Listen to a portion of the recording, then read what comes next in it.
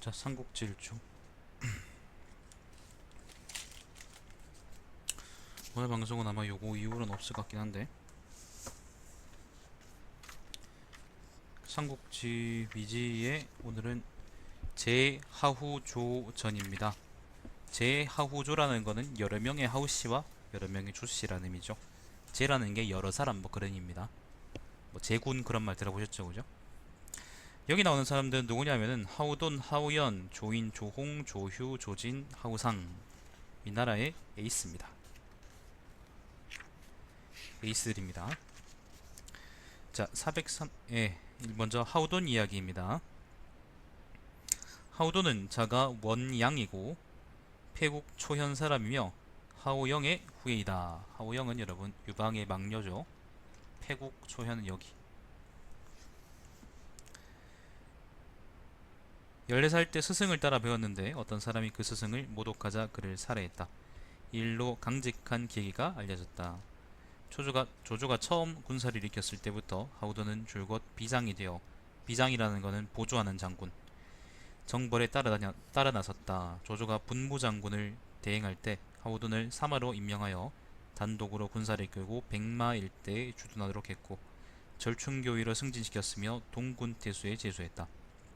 조조는 도겸을 정벌하면서 하우돈을 복양에 머물게 하고 수비를 맡겼다. 복양은 요 근처 동군이죠. 자, 장막이 조조를 모반해서 여포를 맞아내릴 때 조조의 가족들은 아직 견성이 있었다. 하우돈은 여포가 조조의 가족을 공격할 것이라 가볍게 무장한 군사를 이끌고 성으로 달려갔고, 도중에 여포와 마주쳐 전투를 벌였다. 여포는 군사를 이끌고 물러나 북으로 들어가서 하우돈 군사들이 남겨둔 지중을 습격해 빼앗았다. 그 여포가 여러 장수들을 거짓 항복시킨 다음 힘을 합쳐 하우돈을 사로잡아 인질로 삼고 보물과 교환할 것을 요구하니 하우돈 군중에서는 일대 소동이 일어났다. 하우돈의 부장 한호가 병사들을 지휘해서 군영의 문을 지키고 군관과 여러 장수들을 소집해 각 부의 병사들이 경거망동하지 않도록 단속하고서야 모든 군영이 비로소 안정되었다. 그런 연후에 한호 등은 하우돈이 있는 곳으로 가서 인지를 잡고 있는 자들을 꾸짖어 말했다. 잠시만요, 여러분.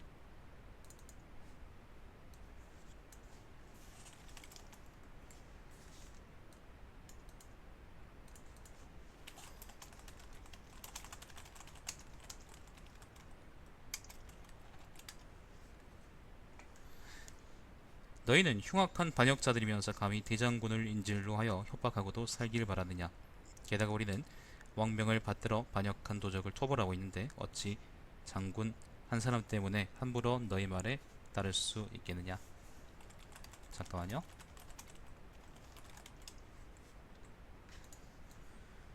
자, 이렇게 말하고서는 눈물을 흘리며 하우돈에게 말했다. 국법인이 저희로서는 감내해야 하지 않겠습니까? 그리고서는 병사들을 불러 인지를 잡고 있는 자들을 공격했다. 그들은 당황하며 머리를 조아리며 말했다. 우리는 다만 재물을 빌려가고자 했을 뿐입니다. 한호는 그들을 여러 번 꾸짖고 모두 베어버렸다. 하우돈이 위험에서 벗어난 후 조조는 사건의 전말을 듣고 한호에게 말했다.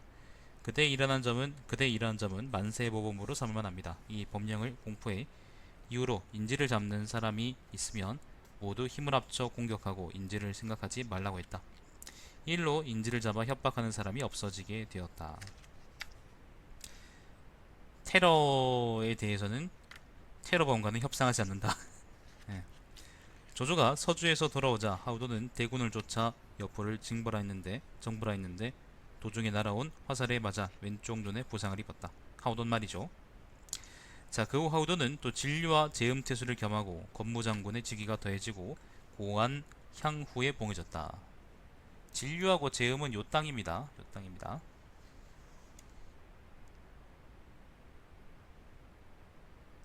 당시 큰 가뭄과 명충이 발생하자, 명충은 메뚜기죠.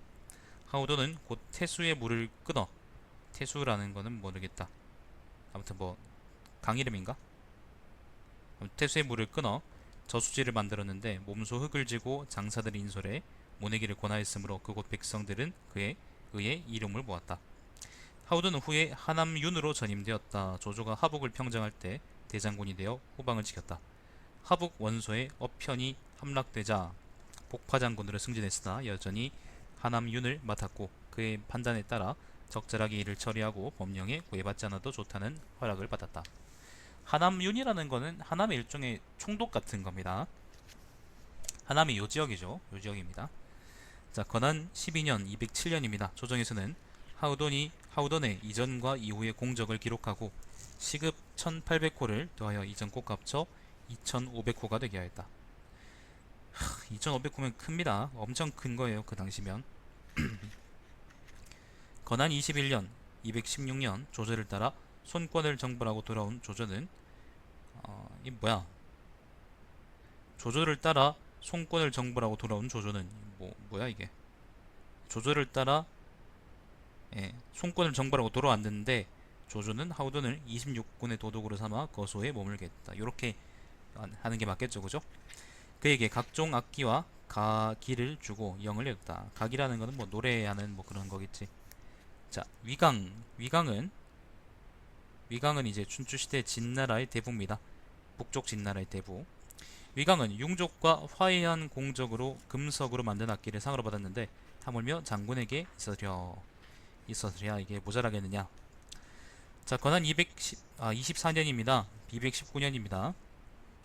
조조는 군대를 마피에 주둔시키고 하우돈을 불러 함께 타고 행동했으며 특별하게 친근하게 대하고 존중하여 침실까지 출입하도록 하였으니 여러 장수 중에서 그의 비길 자가 없었다. 하우돈은 전장군에 임명되었고 제군을 지휘하여 제군이라는 건 여러 군대죠. 수춘으로 귀환했고 군영을 옮겨 소릉에 주둔시켰다. 수춘이라는 거는 이 근처 땅입니다. 회남 땅? 회남 땅일걸? 회남 땅이 수춘이라 그럴걸? 자, 아무튼 옛날 초나라 수도입니다. 소비가 왕위에 올라 하우돈을 대장군에 임명했으나 몇 개월 후에 세상을 떠났다. 하우돈은 비록 군중에 있었으나 직접 스승을 영접하여 가르침을 받았다.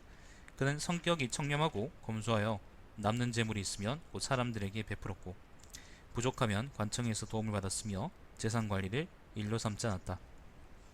재택 안 했다 그런 말입니다. 하우돈의 시호는 충후이며 아들 하우충이 우사를 이었다. 조비는 하우돈의 공훈을 헤아려서 그의 아들 전부를 제후로 봉해 주려고 하우돈의 시급에서 1000호를 떼어 7아들과 두 손자에게 나눠주었고 모두에게 관내고 자계를 내렸다. 하우돈의 동생 하우렴과 둘째 아들 하우무는 하북패왕 하우무 아닙니까? 본인의 공으로 여루에 봉해졌다. 이전에 조조는 자기 딸을 하우무에게 시집 보냈으니 이는 곧 청하공주이다.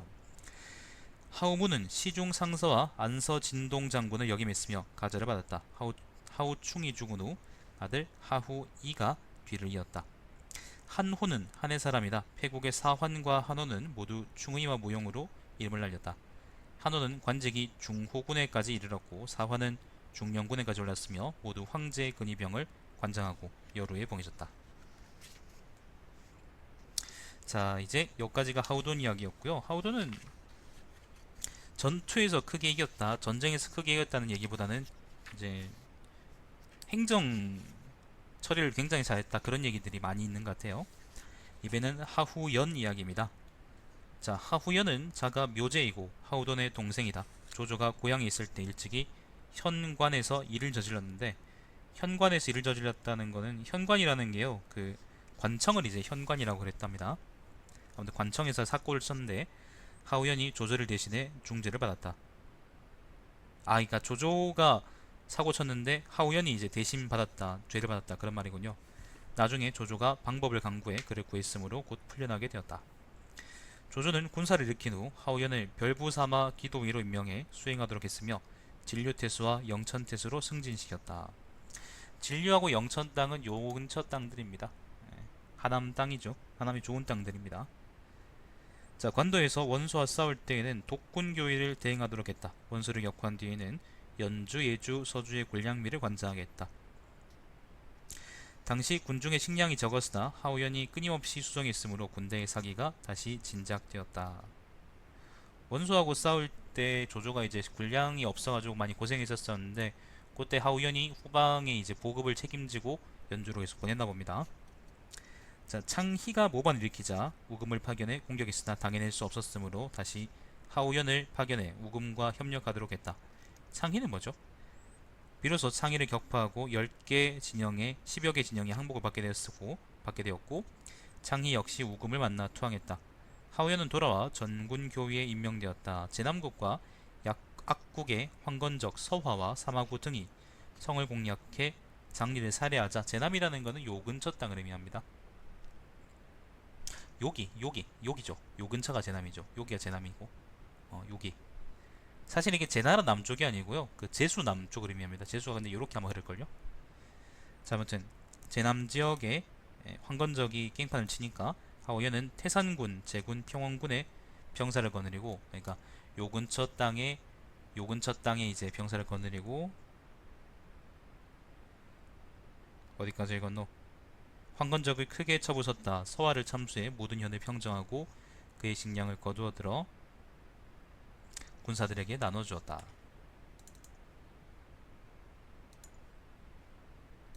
나눠줬다고 합니다.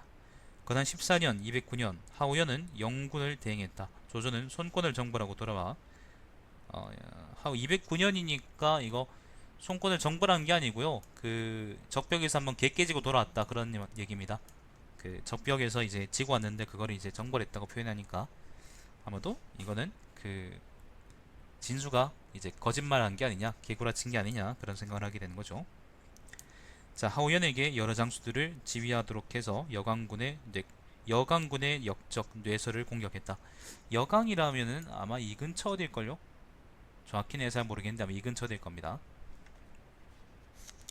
뇌서가 격파되자 또 정소호군의 직책을 대행하도록 하고 서황을 지휘해서 태원군의 적을 공격하게 하니 태원군의 뭐 도적대인가 보죠. 태원은 여기입니다. 여기.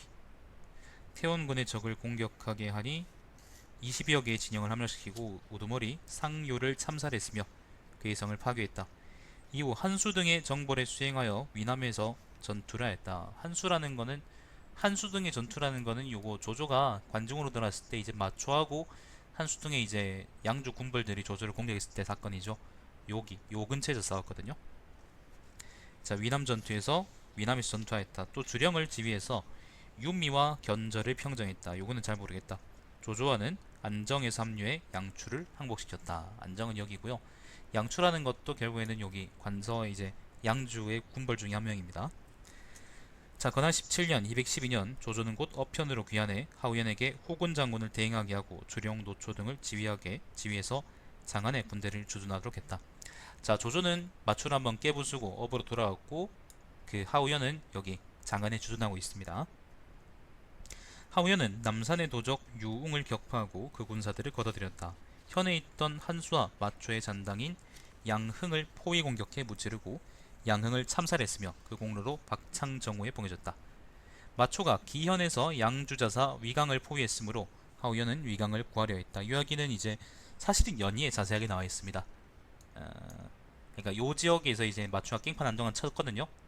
그러니까 마초가 동관에서 한번 크게 깨지고 나서 죽진 않았습니다. 죽지 않고 이제 그 양주로 도망갔는데 농서지역하고 요 옹양주 일대에서 계속 깽판을 쳤습니다. 그거를 진압한 사람이 바로 하우연입니다. 자, 위현에서 그러니까 마초가 기현에서 양주전사 위강을 포위했으므로 하우연은 위강을 구하려 했다. 하지만 도착하기도 전에 위강이 패했다. 기현에서 200리 떨어진 곳까지 마초가 나와마자 싸웠으나 하우연의 군사들이 불리했다. 게다가 견저에서 마초의 호응에서 반란이 났으므로 하우연은 군사를 끌고 돌아왔다. 자, 건한 19년 214년 조구, 윤봉 등이 마초를 토벌하려고 계획하자 강서가 노성에서 병사를 일으켜 이에 호응했다. 조구 등은 마초를 속여 성을 나와 강서를 공격하도록 하고는 뒤에서 마초의 처자를 모두 죽였다.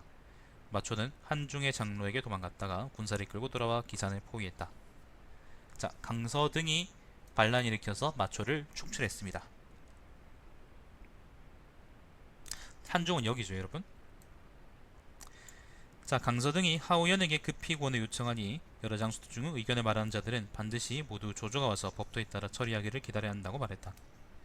하우연이 말했다. 조공은 업성이 있으니 우리가 사람을 보내 오고 가는데 4천여리나 됩니다. 이 일을 조공께 보고하게 되면 강서 등은 반드시 피할 것이니 하우연은 이것은 위급함을 구하는 좋은 계층이 아닐 것입니다. 요거는 아까 이제 위강의 예를 따른 거예요. 위강이 이제 여기서 위강이 여기서 이제 그 마추한테 공격받았었는데, 근데 이제 하우연이 그때는 절차상 모든 걸 진행하다가 위강을 늦어서 못 구했다는 거지. 그러니까 이번에는 조조의 허락을 받지 않고 곧장 시급이 그러니까 급하기 때문에 강서를 도와야 된다고 하우연이 주장한 겁니다. 자, 곧장 구원병을 출발시키기로 하고 장압에게 보병과 기병 5,000명을 이끌고 선봉에 서서 진창의 좁은 길을 통해 진군하게 했으며, 자신은 요 근처 일입니다. 여러분, 요 근처 사건입니다. 자신은 병사의 군량을 감독하며 위에서 진군하였다. 자, 장압이 위수에 이르자 마초는 저족 강족 병사 수천을 이끌고 장압을 맞아 싸우려 나왔다. 싸움을 시작하기도 전에 마초가 달아나니 장압이 진군에 그의 무기를 걷어들였다. 하우연이 도착했을 때는 이미 여러 현이 항복한 뒤였다. 그때 한수는 살아 있었군요. 현친에 주둔하고 있었는데 하우연이 습격하여 빼앗으려고 하자 달아났다. 하우연이 한수의 군량을 손에 넣고 약양성까지 추격하자 한수와의 거리가 20여 리밖에 되지 않았다. 여러 장수들은 한수를 공격하고 싶어 했으며 마땅히 흥국성의 저족을 공격해야 한다고 말한 이도 있었다. 흥국이 어디일까요? 결국 저족이라 그러면 이 근처 땅 어디일 텐데 정확히 어딘지는 잘 모르겠네요. 아무튼 이 근처 될 겁니다, 여러분. 하우연은 그 한수의 병사가 정예이고 흥국성은 견고함으로 공격해도 단기간에 함락시키는 것은 불가능하다고 보았다. 그러므로 장리 일대 강족들을 공격하는 것이 더 낫다고 생각했다. 장리 일대 여러 강족 중에는 한수의 군대에 참가한 자가 많으니 장리를 공격하면 한수군에 있는 강족 사람들이 반드시 그 가족을 구하기 위해 되돌아올 터였다. 만일 한수가 강족을 버리고 홀로 지키도록 놔둔다면 고립될 것이고, 강족을 구하러 온다면 관병은 한수군과 평야에서 싸워 반드시 생포할 수 있었다. 하우연이 치중을 지킬 지휘관을 남겨두고 가볍게 무장한 보병, 기병을 이끌고 장리로 달려가 강족의 군영을 공격해 불태우니 참사라고 포로로 잡은 강족이 매우 많았다. 한수의 군대에 있던 강족들은 각기 종족의 부락으로 돌아갔다. 과연 한수도 예상했던 대로 대군을 이끌고 장리를 구하려고 달려와 하우연의 군대와 진을 마주하게 되었다. 요거는 여러분 그거 아시죠? 손빈이 이제 대량을 포위해서 어떻게 조달을 구했는가 라는 이야기를 아시죠? 그죠? 적군의 본진을 때리면 이제 적군은 어쩔 수 없이 싸움에 응하게 될 수밖에 없는 겁니다. 자, 하우연의 여러 장수들이 한수의 군대를 보고 두려워하며 진영을 구축하고 참호를 파서 대적하려고 하니 하우연이 말했다.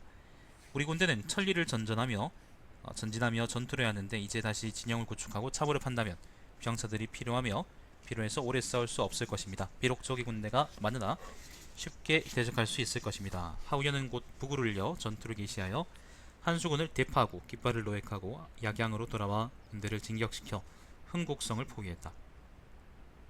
흥국의 저왕 천만이 여기 나오는군요. 마추에게 도망갔고 남은 무리는 항복했다. 하우연이 군사를 돌려 고평현의 도각족을 공격하니 모두 흩어져 달아났고 그들의 양곡과 우마를 거두어들였다. 이공적으로 조조는 하우연에게 절을 주어 서방을 진무하도록 했다. 당초 포한의 강왕 송건은 양주의 혼란을 틈타서, 양주라는 건 여기죠, 스스로 하수 평한왕이라고 했다. 조조는 하우연에게 여러 장수들을 통솔해 송건을 토벌하도록 했다. 하우연은 도착하여 포한을 포위하고 한 달 남짓 걸려서 성을 함락시키고 송건이 임명한 승상 이하 관리들의 목을 베었다. 하우연은 별도로 장압 등을 파견해 하관을 평정하고 황하를 건너 소황중으로 진입했다. 그렇게 하자 하서에 있던 강족의 여러 부락들이 모두 투항하였고 농우가 평정되었다. 요건 아마 요 지역을 의미하는 것 같은데 자세하게 내가 잘 모르겠습니다. 북이 아마 이 지역 같아요. 네, 안녕하십니까? 자, 조조는 명을 이랬다. 송건이 반란 일으켜 조정을 거스른 지가 30년이나 되었는데 하우연은 한 번의 싸움으로 그를 섬멸하고 관우 지역을 호랑이 같은 걸음으로 활보하니 가는 곳마다 대적할 사람이 없다. 이것은 공자가 자공에게 나는 네가 안회에게 미치지 못하는 것을 인정한다 라고 한 말과 같은 것이다. 건한 21년 216년 하우연에게 시급 300호를 더해주어 이전 것과 합쳐 800호가 되게 했다. 장안으로 돌아와 무도군의 하변에 있는 저족과 강족을 공격하고 저족의 공불 10만 녀석을 몰수했다. 하변이라는 거는 요 지역 어디입니다. 네, 조조가 서쪽으로 장로를 정벌할 때 하우연 등은 양주의 모든 장수 제후 왕이하의 관리를 인솔해 휴정에서 조조와 합류했다. 조조는 강족과 호족을 만날 때마다 하우연을 앞세워 그들이 공포에 떨게 했다. 마침 장로가 항복해 한중이 평정되었으므로 하우연을 도호 장군으로 삼고 장합과 서왕 등을 지휘해 파군을 평정했다. 조조는 업성으로 돌아오면서 하우연을 함중에 남겨 수비하고 동시에 정서장군으로 삼았다. 자, 조조가 한중으로 들어올 때쯤 유비는 그 형주에서 들어와서 촉파촉 지방을 먹습니다. 그리고 한중에서 이제 한판 싸우게 되죠. 자, 요게 이제 요 기사가 나옵니다. 건한 23년 218년 유비가 군사를 이끌고 양평관으로 들어와 하우연이 여러 장수들을 통솔해 그를 막으니 서로 수년간 싸웠다. 양평관은 한중으로 들어오는 길목입니다. 양평관이 뚫리면은 한중도 뚫린다고 생각하시면 돼요. 자, 건한 24년 219년입니다. 정월 유비가 한밤중에 하우연의 진영을 포위하고 불을 질렀다. 하우연은 장합에게 동쪽 경계선을 지키도록 하고 자기는 가볍게 무정한 병사들을 이끌고 남쪽 경계선을 지켰다. 유비가 장합에게 싸움을 걸었는데 장합의 군사력이 불리했다. 하우연은 자신이 이끌던 병사들을 반으로 나눠 장합을 도왔으나 유비에게 습격당하며 마침내 전사했다. 시호를 민후라고 했다. 그 연희에서는 이제 황충한테 죽었다 그러는데 그 정사에서는 특별하게 황충한테 죽었다 그런 말은 안 나오네요. 나중에 황충 얘기할 때도 나오란가? 아무튼 자, 당초 하우연이 전쟁에서 여러 번 이겼음에도 조조는 항상 경계에 말했다. 대장이 된 자는 두려워하고 나약할 시기가 있어야 하며 단지 용기만을 믿어서는 안됩니다. 대장은 마땅히 용기를 근본으로 삼아야 하지만 행동을 옮길 때에는 지혜와 계책을 사용해야 합니다. 만일 오직 용기에 의지할 줄만 안다면 일개 필부의 적수에 불과할 뿐입니다.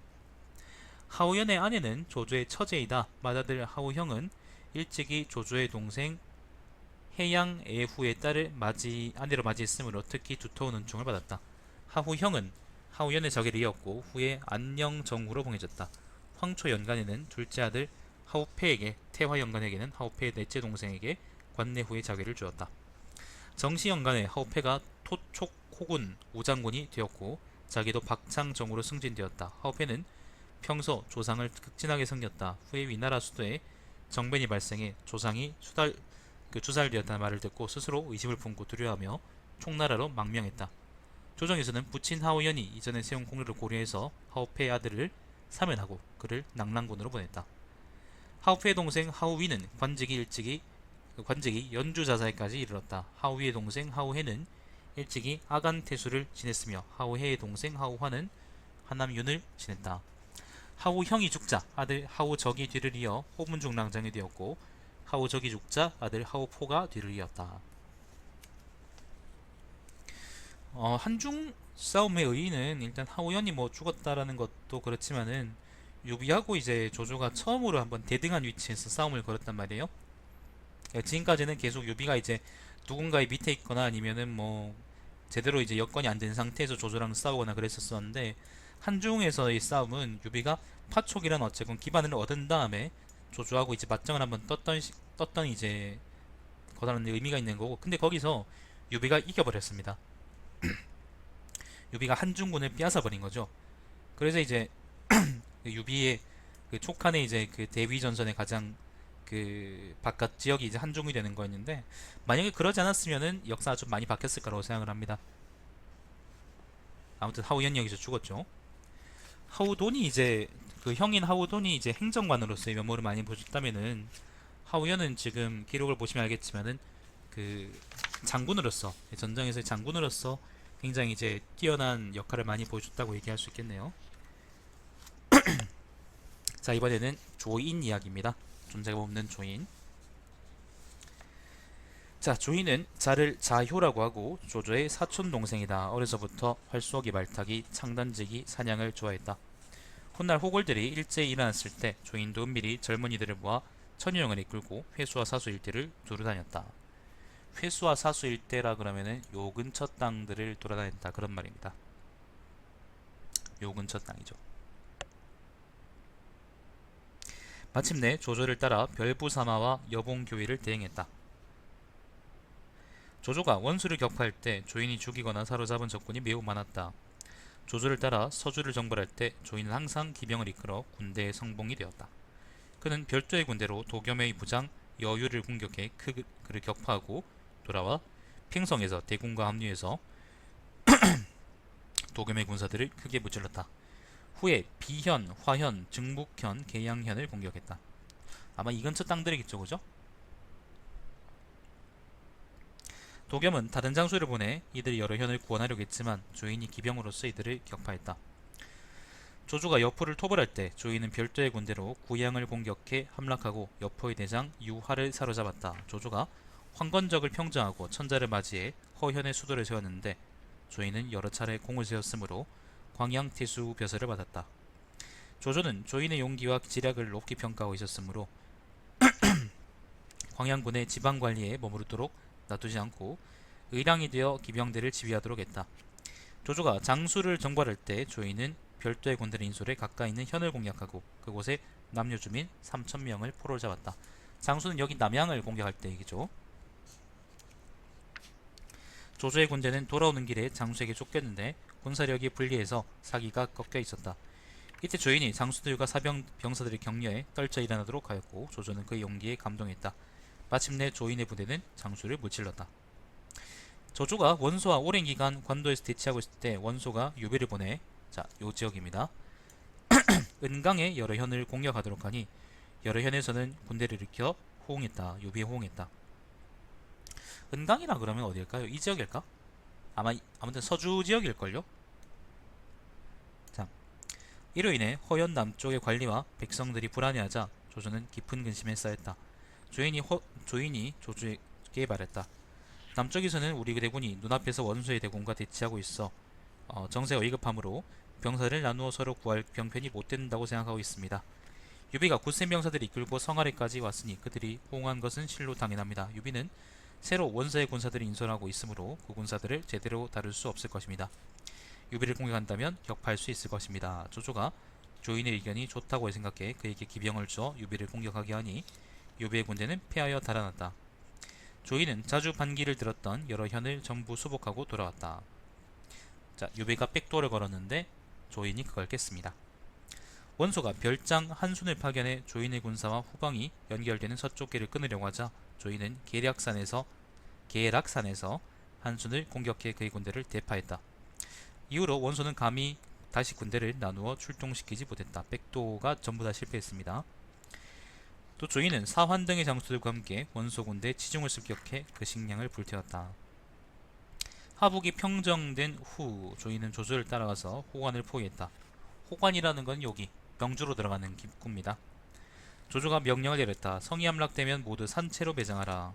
성은 수개월이 지나도 함락되지 않았다. 조인이 조조에게 말했다. 성을 포위할 경우에는 반드시 그들에게 살 수 있는 문을 보여주어 그 살 길을 열어주어야만 합니다. 지금 공께서 반드시 그들을 죽이라고 하시니 성 안에 있는 사람들을 거느려 성 안에서는 사람들을 거느려 스스로를 지키고 있습니다. 더욱이 성은 견고하고 식량이 많으므로 그들을 공격하면 우리 병사들은 부상을 입을 것이고 그들을 포위하여 달아나지 못하게 지킨다면 매우 오랜 시간을 낭비해야 합니다. 지금 병사들을 견고한 성 안에 머물게 하여 필사적으로 대항하는 적군을 공격하는 것은 좋은 계책이 아닙니다. 조조가 그 의견을 따르니 성안 사람들은 항복했다. 그래서 조조는 조인이 세운 앞뒤의 공적을 기록하고 도정 후에 봉했다. 자, 형주를 평정으로 따라갔을 때 조조는 조인을 정남 장군으로 임명하여 강릉에 준다면서 오나라 장군 주유를 상대하도록 했다. 요거는 무슨 얘기냐면은 조조가 적벽에서 한번 개박살난 이후에요. 이제 어쨌건 형주는 계속 조조 땅이었으니까 그 남겨놓고 자기는 이제 허도로 돌아왔거든요. 그때 강릉에다 남겨놓은 장군이 그러니까 그 여긴 양양이로 표시되어 있는데 그러니까 그 남군의 치소였던 옛날 진나라가 설치했던 군 중에 하나 있던 남군의 치소였던 강릉성에 남겨둔 장군이 바로 조인이었다는 거예요. 그 얘기하는 겁니다. 요 지역쯤 이야기입니다. 자, 조인.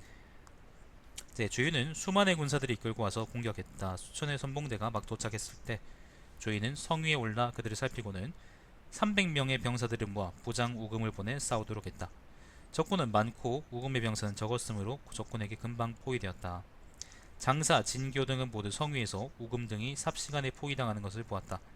조이의 장수들은 얼굴빛이 달라졌는데 오직 조인만이 의의가 치솟고 분노가 절정에 이르러 좌위 장수들에게 말을 가져오라고 명하니 진교 등이 함께 조인을 붙잡으며 말했다. 적군이 너무 많아 감당할 수 없습니다. 설령 수백 명을 잃는다고 한들 무슨 손해가 있습니까? 이것을 알면서도 장군 혼자 그들에게 가신단 말입니까? 조인은 이 말을 듣지 않고 갑옷을 입으며 말에 오른 다음 휘하의 기병 수십 명을 이끌고 성을 나아갔다. 조인이 석군으로부터 100여 보쯤 떨어진 도랑에 달아났을 때 진교등은 조인이 마땅히 도랑에 머물 것으로 생각하고 우금을 원조하는 형세를 취하려고 했다. 그러나 조인은 바로 도랑을 건너 곧장 앞으로 나아가 적의 포위망을 뚫고 들어갔고 덕분에 우금 등은 탈출할 수 있었다.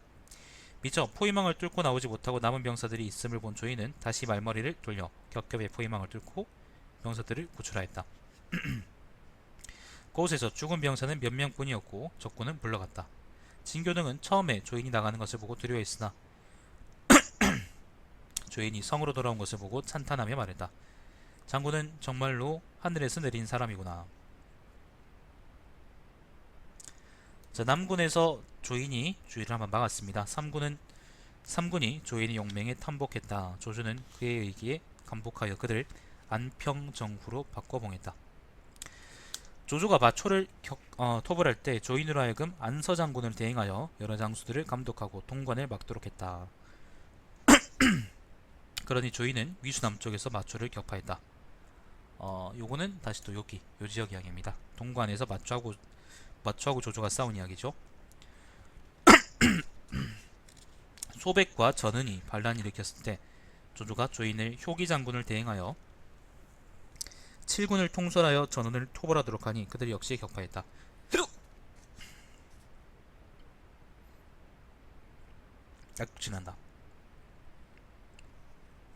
딸꾹질나네요. 조인은 또 정남 장군을 대행하고 가절을 받아 번성에 주둔하며 형주를 안정시켰다. 그러니까 관중에 주둔하고 있다가 이번에는 번성에, 그러니까 양양 쪽입니다. 요 근처에 주둔하고 있다라는 거죠. 자, 후음이 완성을 근거지로 해서 반란이 일으켰을 때는 완성이 여기입니다. 남양 땅입니다. 반란이 일으켰을 때는 반란이 일으켜 부근에 있는 현을 황폐화시키고 수천 백성들을 겁주었을 때 조인은 군대를 끌고 후음을 공격해 격파했으며 그 머리를 베어 주둔하고 있는 번성으로 돌아왔다. 조조는 즉시 그를 정남 장군으로 임명했다. 관우가 번성을 공격했을 때 마침 한수가 범람해 우금 등 7군은 모두 물에 빠졌고 우금은 관우에게 항복했다. 오직 조인이 이끄는 수천 군사와 말만이 성을 지키고 있었다. 자, 번성에서 관우가 조인을 포위했습니다. 성이 물에 잠기지 않은 것은 몇 판으로 성을 쌓은 덕분이었다. 그러니까 아무튼 높게 쌓기 때문이다, 그런 말이죠. 관우는 배를 타고 성으로 와서 몇 겹으로 포위해서 안과 밖의 통로를 끊어 놓았다. 식량이 곧 바닥나려고 하는데 구원병은 오지 않았다. 조인이 장수와 병사들을 격려하며 자기가 이 성을 지키기 위해 필사적임을 보여주었으므로 장수와 병사들은 감동해서 모두 한마음이 되었다. 오래지 않아 서왕의 구원병이 도착하였고 성 밖의 물도 점점 줄어들었다.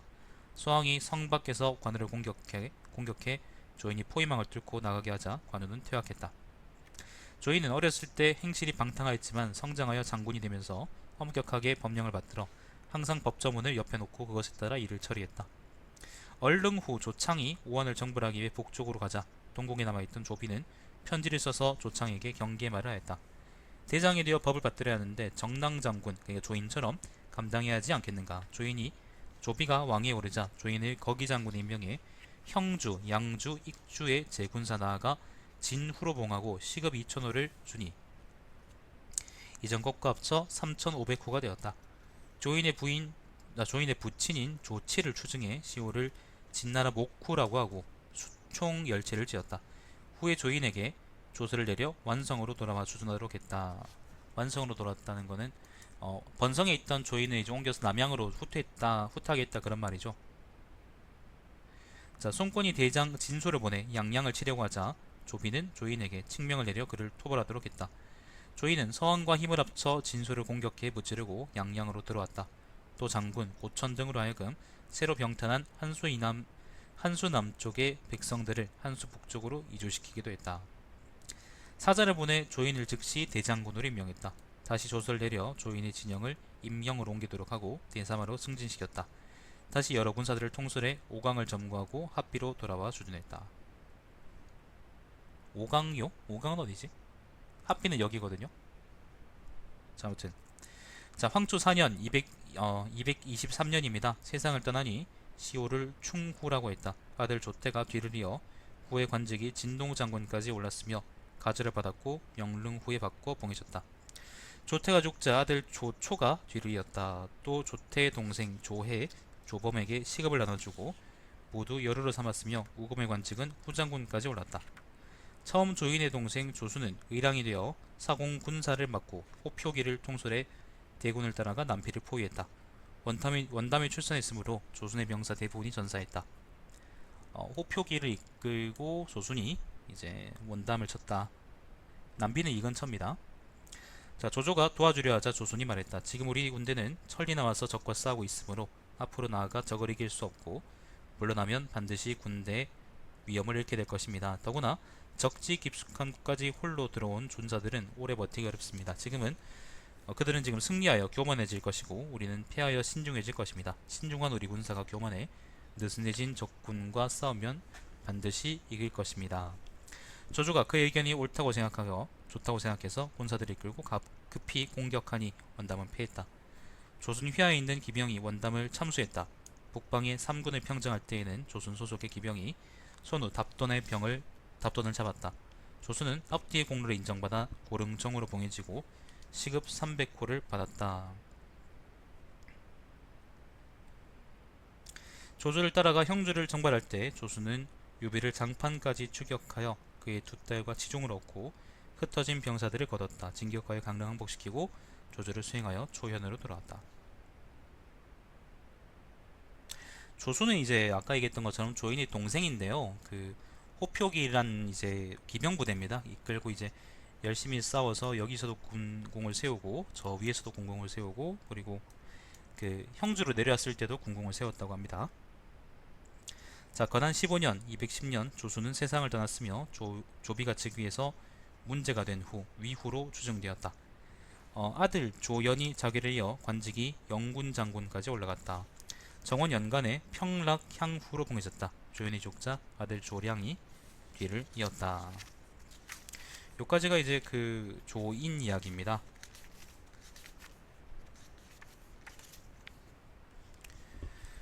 자, 그 다음은 조홍 이야기입니다. 조홍.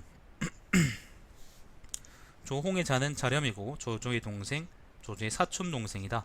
조조가 의룡 군사를 일으켜 동탁을 토벌하려고 형량까지 왔다가 동탁의 대장 서영에게 패했다. 요거는 이제 18로 제후군 이야기인데요. 그 제후군이 낙양을 점령하고 있을 때 조조 혼자 그 동탁을 추격한다고 이제 갔다가 서영이란 사람한테 이제 개깨졌거든요. 그때 이야기입니다. 조조는 타고 가던 말을 잃었고 적군의 추격은 너무도 빨랐다. 조홍이 말에서 내려서 자기 말을 조조에게 주자 조조는 사양했다. 조홍이 말했다. 천하에 저 조홍은 없을 수 있지만 당신은 없을 수 없습니다. 그리고는 도보로 조조를 수행하며 변수까지 왔는데 뜻밖에도 물이 너무 깊어 건널 수가 없었다. 조홍은 강가를 따라 배를 찾아 조조와 함께 물을 건너 초연으로 달려 돌아왔다. 양주저사 진혼이 평소에 조홍과 친하게 지냈으므로 조홍은 사병 1000여 명을 인솔하여 진혼이 있는 곳으로 가서 병사를 더 모은 다음 여강군에서 정예병 2000명을 얻고 동쪽으로는 단양에 가서 또 수천 명을 얻어 용강에서 조조와 합류했다. 조조가 깨지고 나 세력을 잃었잖아요. 그 이후에 조홍이 그 양주로 가서 단양이나 아니면 뭐 이게 회남 지역에서 이제 군사를 모아가지고 올라왔다 그런 말입니다. 조조가 서주를 정벌할 때 장막이 조조를 배반하고 연주를 내주어 여푸를 맞이했다. 뒤통 사건이죠. 당시의 기근이 심했으므로 조홍은 병사를 앞쪽으로 두고 나아가게 하여 먼저 동평과 범을 점거하고 식량을 모아 병사들에게 나눠주었다. 조조가 복양에서 장막과 여포를 공격하니 여포는 피하여 달아났고 조홍은 동화를 점거하고 군사를 돌려 제음, 산양, 중모, 양모, 경밀 등 10여 현을 공격해 모두 점령했다. 전부 다 이 근처 땅들입니다. 조홍은 앞뒤의 전공으로 응양교위에 임명되었고 또 양모 종랑장으로 옮겼다.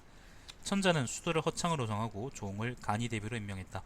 유표를 정벌하도록 하여 무양, 음엽, 도양, 방망 등지에서 유표와 자른 장수들을 다른 장수들을 무찔렀다. 요 지역입니다. 자, 전공이 있으므로 여봉 장군을 옮기고 공명 정호에 봉해졌다. 조홍은 여러 차례 정벌하였으므로 훗날 관직이 도호 장군까지 이르렀다. 조비가 즉위하자 조홍을 위장군으로 삼았다가 표기 장군으로 승진시켰고 나아가 야왕 후로봉에 시급 1000호를 내렸으므로 이전의 것과 합하여 2100호가 되었다. 특진에 올랐으며 나중에는 도양후로 옮겨 봉해졌다. 본래 조홍은 집안은 부유했지만 성품은 인색했다. 조비가 젊었을 때 조홍의 집에서 재물을 빌리고 싶었지만 말은 하지 못하고 항상 그를 비워했다. 즉위한 후에는 조비는 조홍의 식객이 법을 어긴 것을 구실로 조홍을 옥에 가두고 사형을 선고했다. 많은 신하들이 힘을 합쳐 그를 도우려 했지만 어찌할 수 없었다. 역시 조비는 사이코패스네요. 변태호가 곽후에게 말했다. 오늘 조홍을 죽인다면 내일 나는 내일 문제, 그러니까 조비죠. 문제에게 칙령을 내려 당신을 황후 자리에서 내쫓도록 할 것입니다. 그래서 곽후가 몇 차례 걸쳐 눈물을 흘리며 애원하고 간청하자 조홍은 관직을 박탈당하고 자기를 말수하는 관대한 처분을 받게 되었다. 야, 돈 못 빌렸다고 이러는 건 좀 그렇잖아. 조홍은 선제 공신이었으므로 당시 사람들은 대부분 조비의 이와 같은 박해에 대해 불평했다. 조회가 즉위한 후 조홍은 다시 후장군이 되었고 다시 낙성호에 봉해졌으며 시급이 1000호에 이르고 특진에 올랐으며 또 표기장군이 되었다. 오래 살았군요. 태화 6년 232년 세상을 떠나자 시호를 공후라고 했다. 아들 조복이 후계자를 이었다. 이전에 조조가 있을 때 조홍이 영지를 나누어 아들 조진에게 주고 열으로 봉했다. 조홍의 제당숙 조유는 신중하고 근면하며 성실했는데 관직이 위장군에 이르렀고 열후에 봉해졌다. 라고 했습니다. 조홍도 오래 살았군요. 그리고 생각보다 조홍도 그 군공이 굉장히 많네요. 그리고 조홍은 그 조조를 이제 직접 이제 바로 곁에 수행해가지고 위기를 넘긴 적이 몇 번 있었는데, 잠깐만요. 특히 이제 중요했던 게 일단 그 조조를 직접적으로 이제 조조의 목숨을 구했던 적이 한 번이고, 그 다음에 그 이후에 조조가 자기 세력을 완전하게 잃었을 때 양주 지방에서 4,5,000명 정도의 군대를 모아가지고 조조가 재기할 수 있게 도와줬던 것도 조홍인 것 같습니다. 그리고 그 이후에도 이제 군공을 여러 번 세웠던 것 같아요. 근데 이게 삼국지 조조전 있잖아요. 코웨이 거기서 이제 이미지가 이상하게 바뀌면서 항상 실패하는 남자 그런 식으로 인식이 박혀 있는데 실제로 그렇게 우리가 평가할 만한 사람은 아닌 것 같습니다. 자, 여기까지가 조홍 이야기였습니다.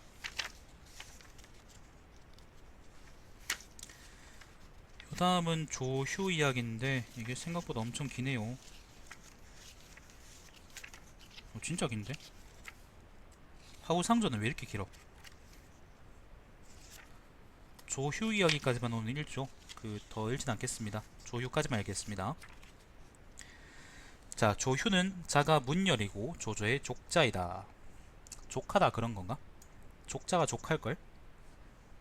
아닌가? 다른 건가? 조카 맞지 싶은데. 아무튼 천하가 혼란스러워지자 조씨종족은 각기 흩어져서 고향을 떠났다. 조휴는 10살 때 아버지를 잃었는데 오직 전객, 그러니까 노비보다 조금 높은 사람이랍니다. 하인이랍니다. 한 명만이 그와 함께 부인의 영구를 들어 임시로 안장하는 것을 도왔다. 늙은 어머니를 모시고 강을 건너 오나라로 피했다. 오나라로 피했답니다. 양주로 왔네요. 후에 조조가 의로운 문제를 일으키자 성과 이름을 바꾸고 형주로 왔다. 길을 물어 북쪽으로 돌아가는 길에 조조를 만났다. 자, 이렇게 왔답니다. 조조는 조유를 가리키며 곁에 있던 사람들에게 말했다. 이 아이가 우리 집안의 천리마로구나. 조조는 그를 조비와 함께 머물도록 하고 아들처럼 보살폈다. 조유는 서쪽을 정벌하러 나선 조조를 항상 따라다녔으며 조조는 그에게 호표기를 통수하도록 하고 수기를 맡겼다. 유비가 장수 오란을 보내 하변에 주둔하고 있을 때, 요거는 갑자기 시간이 엄청 많이 지났는데요. 유비가 이제 아까 제가 얘기했던 것처럼 촉을 먹고 한중으로 들어오려고 그럴 때 조조하고 충돌을 한번 하거든요. 그때의 이야기입니다. 갑자기 시간이 엄청 흘렀습니다, 여러분.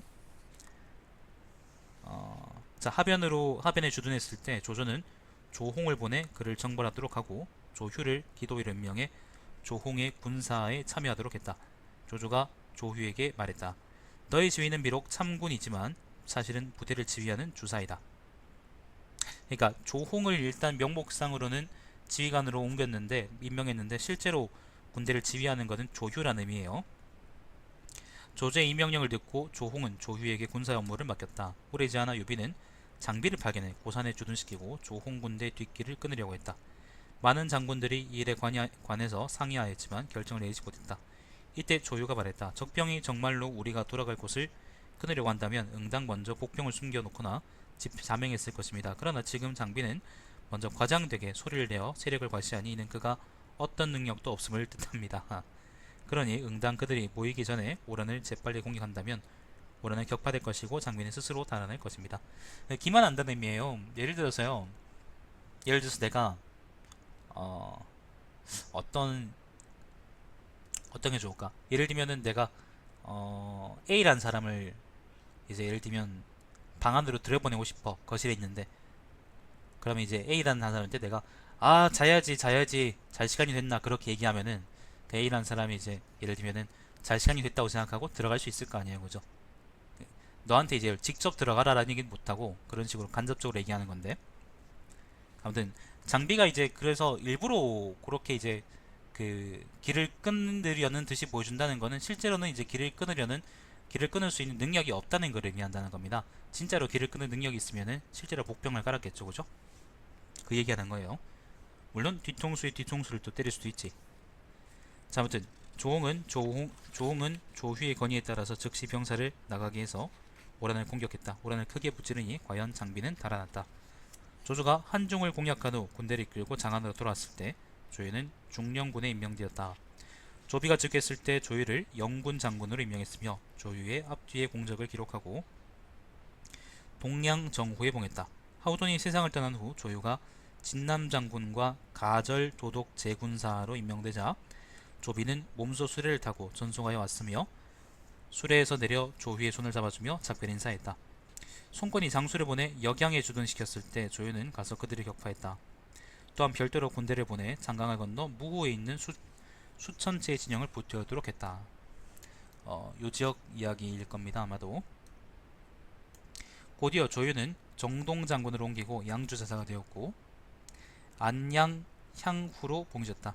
자, 조비가 손권을 정벌할 때 조유를 정동 대장군으로 임명하고 가황월을 주어 장려 등 여러 주군의 20여 군을 지휘하도록 했으며 송권의 대장 여범 등을 동포에서 공격하여 이들을 격파했다. 아울러 조휴를 양주목으로 임명했다. 조혜가 즉위하자 조휴는 장평으로 승진했다. 오해대장 심덕이 환성의 진지를 구축하자. 환성이라는 게 아마 이 근처에 될 텐데 정확히는 잘 모르겠어요. 아무튼 여기에서 한번 위나라가 개 깨진 전투가 있는데 그 사건 얘기하는 걸 겁니다. 자, 환성의 진지를 구축하자 조유는 그를 공격해 심덕의 머리를 베었고 오해장수 한종과 적단 등이 앞뒤로 병사들을 이끌고 조유에게 항복했다. 조유는 조유에게 시급 400호를 주어 예전 것과 합쳐 2500호가 되게 했고 대사마를 승진시켜 봉했으며 이전처럼 도독 양주를 맡게 했다. 요게 아닌가 보네. 요 다음 이야기인가?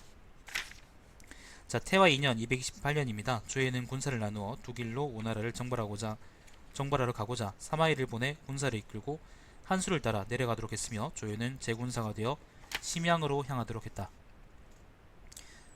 자, 요게 그 개깨진 이야기인데 한수를 이끌고 나아가도록 했다는 거는 사마이를 이렇게 보냈다는 얘기입니다. 한수가 요렇게 생긴 강이거든요. 그래서 사마이는 요렇게 하고 조유는 아마 요렇게 왔다는 것 같은데, 자, 그렇게 했는데 적장이 거짓으로 항복하였으므로 조유는 적진 깊숙이 들어갔다가 전세가 불리하자 물러나 석정에서 진을 쳤다.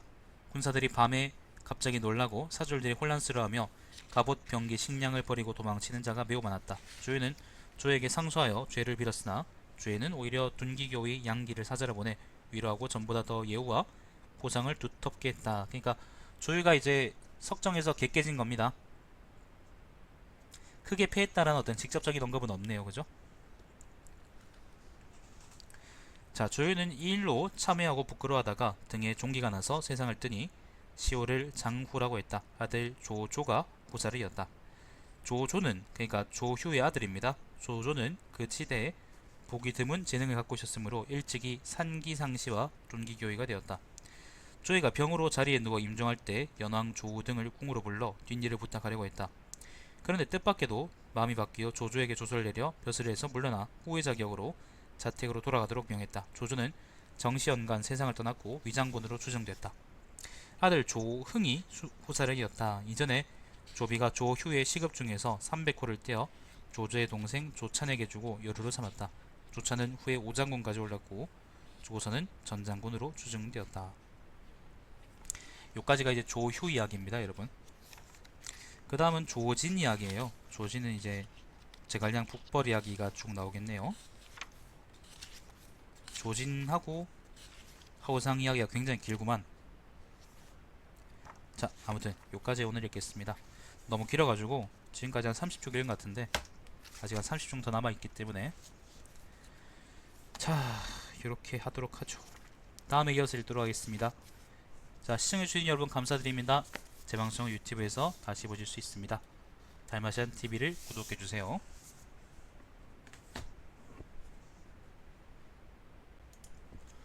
자, 아까 읽던 제하우 조전 계속 읽죠. 아까 읽던 제하우 조전 중에서 아까 조휴 얘기까지 읽었는데 이번에는 조진 이야기입니다. 자, 조진은 자가 자단이고 조조의 족자이다. 조조가 군대를 일으켰을 때 부친 조소는 도당을 모으다가 주군의 관원에게 살해되었다. 조조는 조진이 나이도 어리고 고아라는 점을 애틋하게 여겨 거두어 여러 아들과 똑같이 길렀으며 조비와 함께 기거하도록 했다.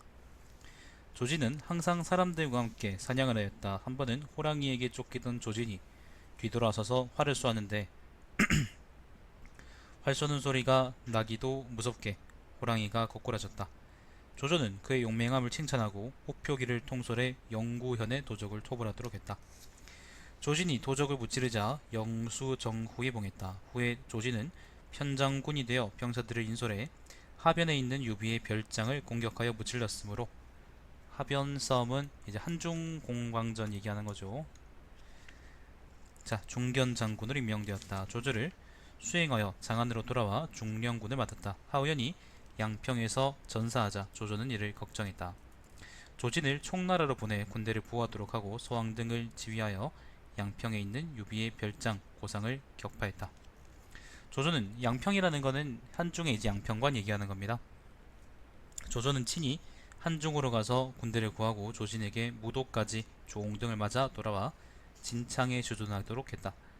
조비가 왕위에 오르자 조진을 진서장군과 가절 도독 옹량 주제 군사에 임명했다. 조진의 앞뒤 공적을 기록하도록 하고 나아가 동향후에 봉했다. 장진 등이 서천군에서 모반했을 때 조진은 비요를 보내 그들을 토벌해 무찌르도록 하고 장진 등을 베었다. 황초 3년 222년입니다. 조진은 수도로 돌아왔다. 조비는 조진을 상군 대장군과 가절도독 중외 제군사로 삼아 하우상 등과 더불어 손권을 정벌하도록 했다. 자, 손권을 정벌한답니다. 조진이 우저의 군영을 공격해 쳐부수자 아마 요저에서 싸운 것 같아요. 중군 대장군에 임명하고 급사종을 하사했다.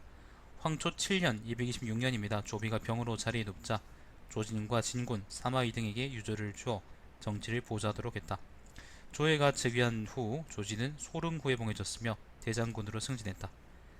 자, 제갈량이 기산을 포위하자 아마 첫 번째 북벌을 얘기하는 것 같아요. 제갈량이 기산을 포위하자 천수군, 남한군, 안정군의 3군이 반란 일으켜 제갈량에게 옹호했다. 이 지역이 다 지금 제갈량한테 넘어간 겁니다. 자, 조회가 조진을 보내 여러 군사들을 지휘해 미읍이라는 것은 장안 근처 땅입니다. 자, 미읍에 주둔하도록 하고 장압을 보내 제갈량의 대장 마속을 공격하도록 하니 장압은 그들을 크게 무질렀다. 안정백성 양조 등이 관리와 백성들을 협박해 월지성을 지켰다. 조진은 군대를 보내 그들을 포위했다. 양조는 그의 부하들에게 말했다. 지금 대장군이 직접 왔으니 나는 일찍 항복하기를 원할 뿐이다. 그리고 곧 스스로 결박하고 상을 나오니 3군이 모두 평정되었다. 조진은 제갈량이 기산에서 혼이 났으므로 이후 병사를 내보낼 때에는 반드시 진창을 지나게 할 것이라고 생각하고 장군 학소와 왕생을 미리 보내 진창을 지키며 그 성을 다스리게 했다. 자, 1차 북벌을 막았고요. 2차 북벌입니다. 이듬해 봄, 과연 예상대로 제갈량이 진창을 포위했으나 진창에서 이미 충분히 대비하고 있었으므로 이길 수가 없었다. 조진은 선견지명이 있었으므로 조예에게 시급을 더받아 이전것과 더하여 1900고나 되었다. 사실 연의에서는요, 조진은 항상 이제 제갈량한테 끼지는 역할이고 사마이가 이제 제갈량을 막은 걸로 나오지만은 실제로는 조진이 굉장히 효과적으로 제갈량을 잘 막았습니다. 제갈량이 뭐 장안 성벽까지 오지 못한 게 다 이제 조진의 공이라고 생각하면 됩니다.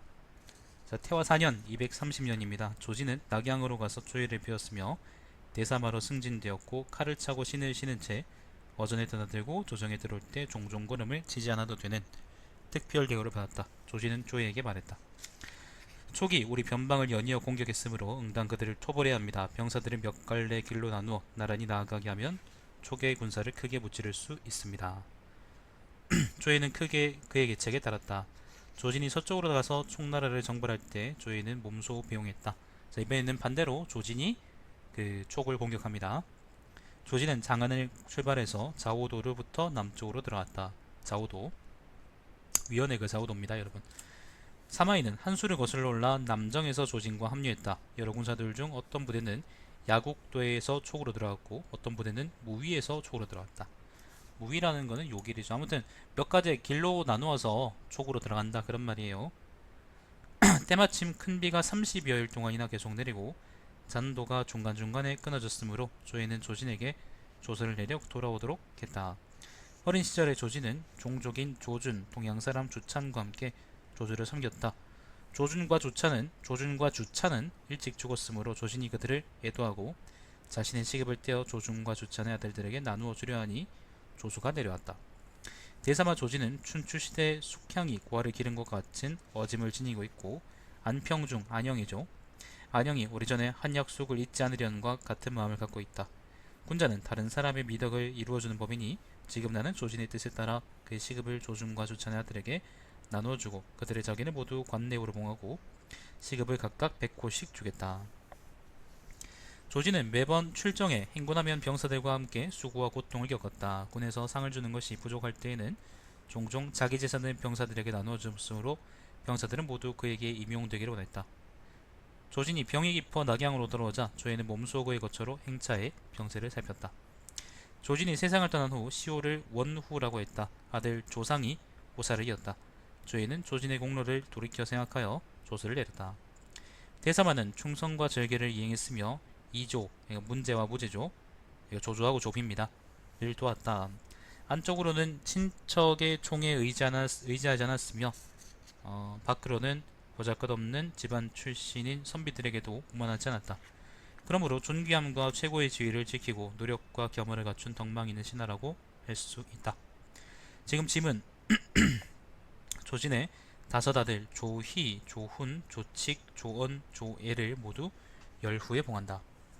이전에 조비는 조진에게 시급 200호를 나누어주고 조진의 동생 조빈을 열후로 책봉한 바 있다.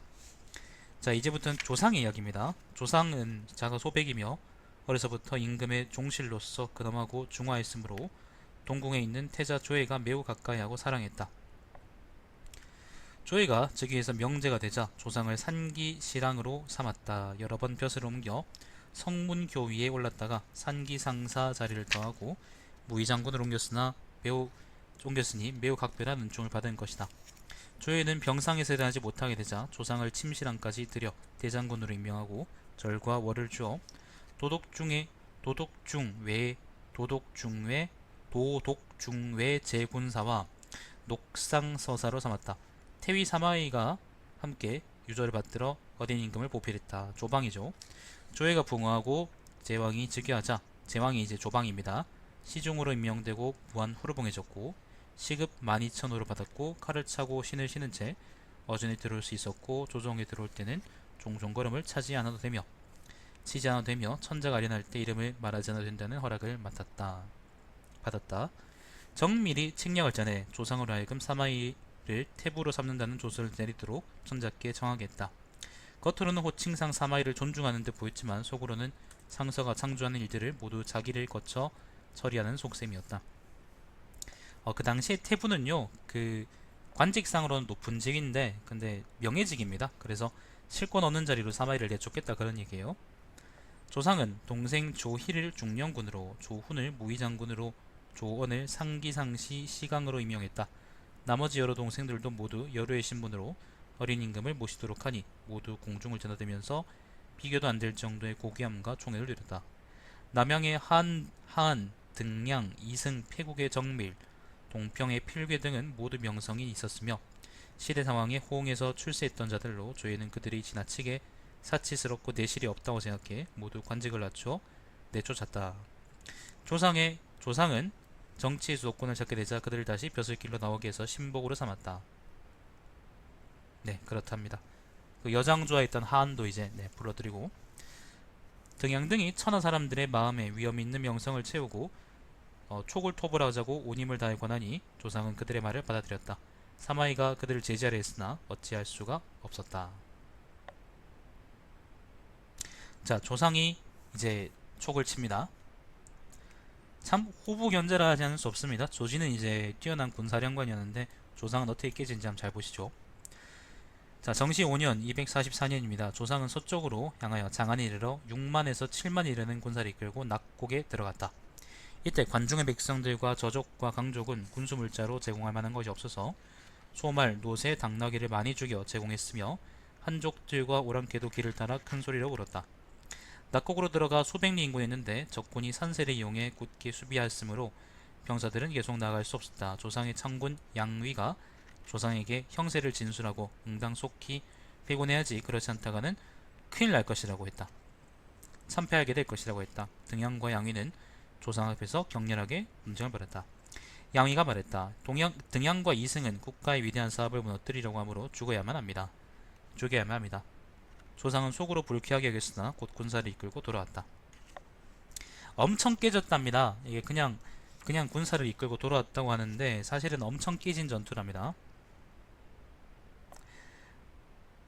자, 아무튼 애초에 조상은 사마이가 나이도 많고 덕망이 두터웠으므로 항상 부친을 대하듯 받들였으며 감히 함부로 일을 처리하지 않았다.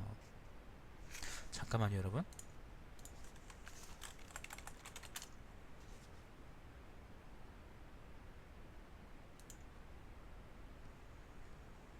맞네. 엄청 깨진 전투 맞습니다. 진짜 크게 깨졌대요. 여기서 위나라가. 지금 정사에는 안 나오는데 관중이 텅텅 비었다는 얘기가 나올 정도로 깨졌답니다. 자, 아무튼 사마 이야기했죠, 그죠? 항상 부친을 대하듯 받들었으며 감히 함부로 일을 처리하지 않았다. 그런데 한 등이 등용되자 모두 조상을 추대하면서 이와 같이 중대한 권위를 다른 사람에게 줘서는 안 된다고 말했다. 그리하여 하한 등양 정밀이 상서가 되고 하한은 관리를 천관위를 맡고 필괴는 사례교위로 이승은 하남 윤으로 임명되었으므로 사마이가 여러 정치적 안건을 자문하는 경우는 드물게 되었다. 사마이는 곧 병을 핑계로 조상을 피했다. 하한 등이 정권을 독점한 다음 공모하여 낙양과 야왕의 전농이 관할하는, 자, 낙양과 야왕이면은 이 근처 땅들입니다. 자, 낙양과 야왕의 전농이 관할하는 수백 경의 뽕밭을 나누어 가졌다. 또 탕복지를 빼앗아 자기 재산으로 삼으려고 생각하고 권세 편승에 관청의 공물을 훔치고 인연을 이용해 주군에게 뇌물을 요구했다. 각 관리들은 한 등의 위세를 바라만 볼 뿐 감히 그 뜻을 어기지는 못했다. 한 등은 평소에 정의, 노육과 원만한 관계를 유지하지 못하다가 노육의 부하가 저지른 사소한 잘못을 구실로 해서 공문을 꾸며 죄명을 씌우고 담당 관리로 하여금 노육의 인수를 몰수하게 한 후에 제왕, 그러니까 조방이죠, 조방에게 상주했다. 그들이 위세를 부린 것은 이와 같았다. 조상의 음식, 거마, 복식은 황제의 수레와 충분히 비견될 만큼 화려했고 상방에서 제작된 진귀한 물품이 집에 가득 찼으며 오호전에서는 처첩들이 가득했다. 또 선제, 제인, 여관입니다. 여관 중에서 67을 빼앗고 하급관리, 악사, 악단, 양가의 자녀 33을 모아 모두 자신의 예인으로 삼았다. 거짓으로 조서를 만들어 57명을 제인에 선발하는 부서인 업대로 보내 선제의 처별로 하여금 기회를 가르치도록 하여 창기로 삼았다. 태학, 태학이라는 것은 궁중의 악사와 예인을 관리하는 부서입니다. 태학의 악기와 무기고의 금병을 지멋대로 다스렸다. 동굴을 만들어 사방을 아름답게 조각하고 한등과 몇 차례 연회를 열어 술을 마시고 음악을 연주하였다.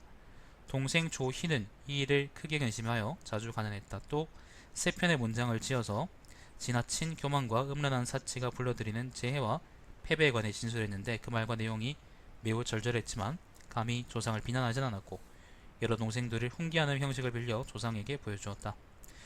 조상은 그 글이 자신의 고발한 뜻을 담았음을 깨닫고 매우 불쾌하게 여겼다. 조이는 때때로 조상에게 가다했으나 받아들이지 않자 눈물을 흘리며 자리에서 일어나기도 했다. 사마이는 속으로 대비했다.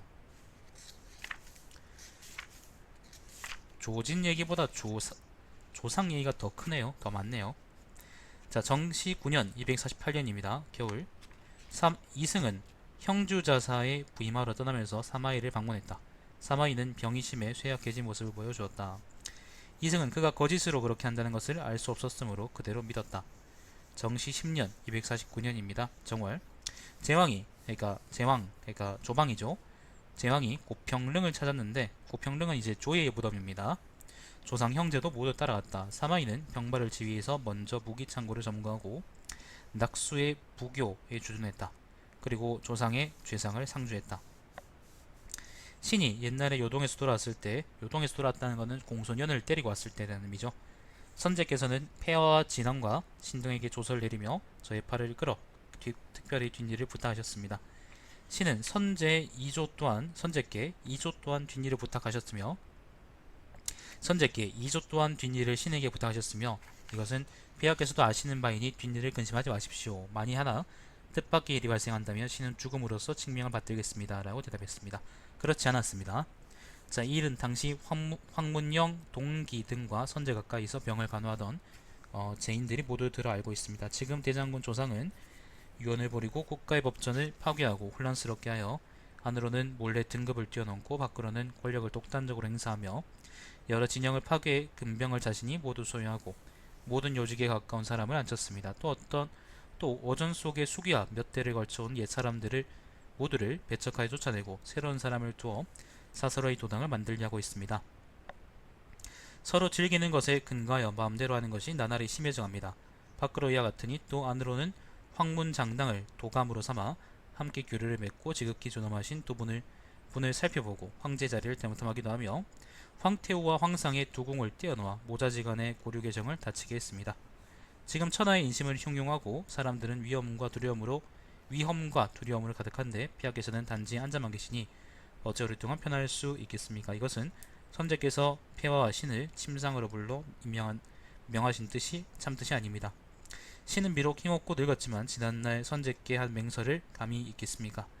옛날 조고가 뜻을 얻었으므로 진왕조가 멸망했습니다. 여가와 곽가의 재난은 일찍 단절되어 한나라 왕실의 복이 대대로 이어졌습니다. 여가하고 곽가는 뭔지 모르겠습니다. 각주 한번 볼까요? 여가하고 곽가는 뭘까요?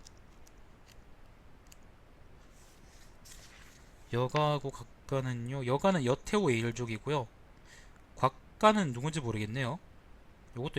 요것도 곽가도 매나 이제 뭐죠? 외척을 의미하는 것 같은데 자세히는 내가 잘 모르겠습니다. 자, 지금은 폐하께서 분명히 살피고 신이 명을 받아 일어나 나라를 구할 중요한 때인 것입니다. 태위 장제와 상설형 사마부 등과 같은 신하들은 모두 조상이 임금을 없는 듯이 하려는 마음이 있으므로 그들 형제가 금병을 관리하고 궁중으로 들어와 수기하는 것은 마땅치 않다고 생각합니다. 신등은 황태호에게 상주하려 합니다. 황태호께서는 신하들에게 칙령을 내려 신들이 상주한 대로 시행하실 것입니다. 신은 즉시 명령을 내려 궁중에서 중요한 일을 하는 사람과 황문영으로 하여금 조상 조이 조훈의 관리와 병사들을 해산시켜 후의 자격으로 자신의 부서로 돌아가고 거가가 밖에서 돌아올 때 지연시키지 말라고 하겠습니다. 만일 조상 등이 감히 거가를 지연시킨다면 군법에 따라 처리하겠습니다. 신은 힘이 없고 병들었지만 병사를 지휘해 낙수 부교에 주둔하며 비상사태에 대비해 염탐하고 관할하고 있습니다. 조상은 사마이의 상주문도 얻었지만 제왕에게 알리지 않았으며 나가고 물러가는 것을 어떻게 해야 할지 몰랐다. 패국의 대사농 환법은 병란이 일어났음을 듣고 태후의 부름에 응하지 않았으며 거짓으로 조서를 만들어 평창문을 열도록 하고 검과 창을 뽑아들고 성문을 지키는 척구병을 위협해 남쪽의 조상에게 달려갔다. 이를 알게 된 사마이가 말했다. 환범이 조상에 가서 음모를 꾸미겠지만 조상은 결코 환범의 말을 받아들일 수 없을 것이다. 환범은 조상에게 천자를 허창으로 옮기고 수도 밖에 있는 군대를 불러 모으라고 했다. 조상 형제는 결정을 내리지 않고 유보했다. 환범이 또다시 조이에게 말했다. 조늘에 이르러 경들이 가문의 권위를 버리고 빈천하게 보내려 하면 또 할 수 있습니까? 더구나 필부가 인질 한 명을 붙잡고 살기를 바라고 있더거늘 오늘 경이 천자와 서로 버타고 다니면서 천하의 영을 내린다면 누가 감히 응하지 않겠습니까? 조이는 여전히 그 권위를 받아들일 수 없었다. 시중 허용과 상서 진태는 조상에게 일찌감치 스스로 집으로 들어가 죄를 받으라고 설득했다. 조상은 사마이에게 허용과 진태를 보내 죄를 지었으니 죽기를 청한다 했다는 뜻을 밝히고 곧 사마이의 상주문을 제왕에게 올렸다. 조상 형제는 관직에서 물러나 후의 신분으로서 자택에 돌아왔다.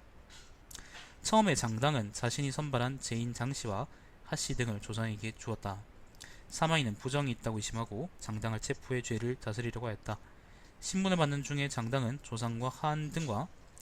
조상이 하한 등과 반역을 은밀히 꾸미고 있으며 아울러 일찍이 병사를 훈련시켜 놓았으므로 3월 중순이면 반드시 난을 일으킬 것이라고 진술했다. 그래서 하한 등을 체포해 옥에 가두었다. 공경과 대신들이 모여 의논하니 다음과 같이 뜻이 모였다. 춘추의 대의로 말하자면 임금의 친척은 대장이 되어서는 안되고 대장이 되려고 한다면 반드시 죽여야 한다. 조상은 황실에서 분가한 살부치로서 대대로 조정에 특별한 줄 받았으며 감히 친히 선제께서 손을 잡고 돛을 남겨 처단을 맡기셨다. 그러나 그는 화를 초래하는 마음을 품어 선제 유언을 멸시하고 버렸으며 한, 등양, 장당 등과 제의를 찬탈하려고 도모했다. 환범은 죄인과 똑같은 무리이며 모두 대형무도한 신하들이다. 그래서 조상, 조이, 조훈, 하한, 등양, 정밀, 필괴, 이승, 환범, 장당 등을 체포해 모두 처형하고 삼족을 멸했다. 가평연간에 공신의 대가 이어지도록 조진의 족손, 조희를 신창정후로 봉하고 시급을 300호로 하고 조진을 받들어 제사 지내고 그이들을 잊게 하였다. 하한은 하진의 손자이다. 모친 윤씨는 조주의 부인이었다. 하한은 궁궐에서 성장하였으며 공주를 아내로 맞이했다. 어린 시절부터 재주가 빼어나 이름을 널리 알렸으며 노자와 장자의 말을 좋아해 도덕론을 비롯해 각종 문과 부 등을 수십 편 저술했다라고 하는데 사실은 굉장히 유치합니다. 어려서부터 했다고 하는데 사람들이 난 그걸 높게 평가하는데 난 그게 높은 평가를 받을 만한 글인지 잘 모르겠습니다. 여기까지가 이제 조진 이야기였고요. 자, 그리고 제 하우조전의 마지막인 하우상전인데 하우상전이 굉장히 깁니다. 진짜 깁니다. 자, 하우상 이야기입니다. 하우상은 자가 백인이고 하우연의 조카이다. 조비는 그와 친한 벗이었다. 조조가 기주를 정벌할 때, 그러니까 원소하고 싸울 때죠. 원소의 아들들하고 싸울 때겠네. 기주를 정벌할 때 하우상은 군사마로서 기병을 통솔에 따라갔으며 후에 오관장 문학이 되었다.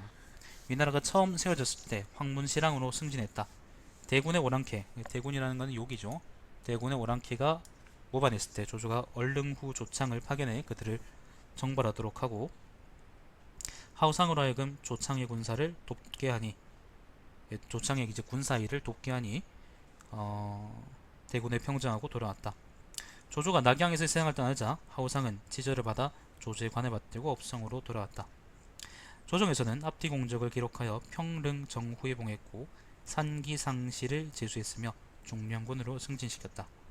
조비가 왕위에 오르자 하우상은 다시 평릉 향후에 봉해졌고 정남 장군으로 승진했으며 형주자사를 통솔하고 가절 도독 남방 제군사가 되었다. 하우상이 상주했다.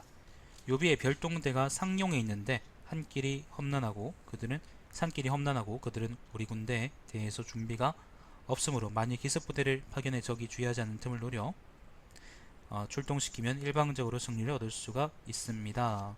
상용 땅은 여기입니다.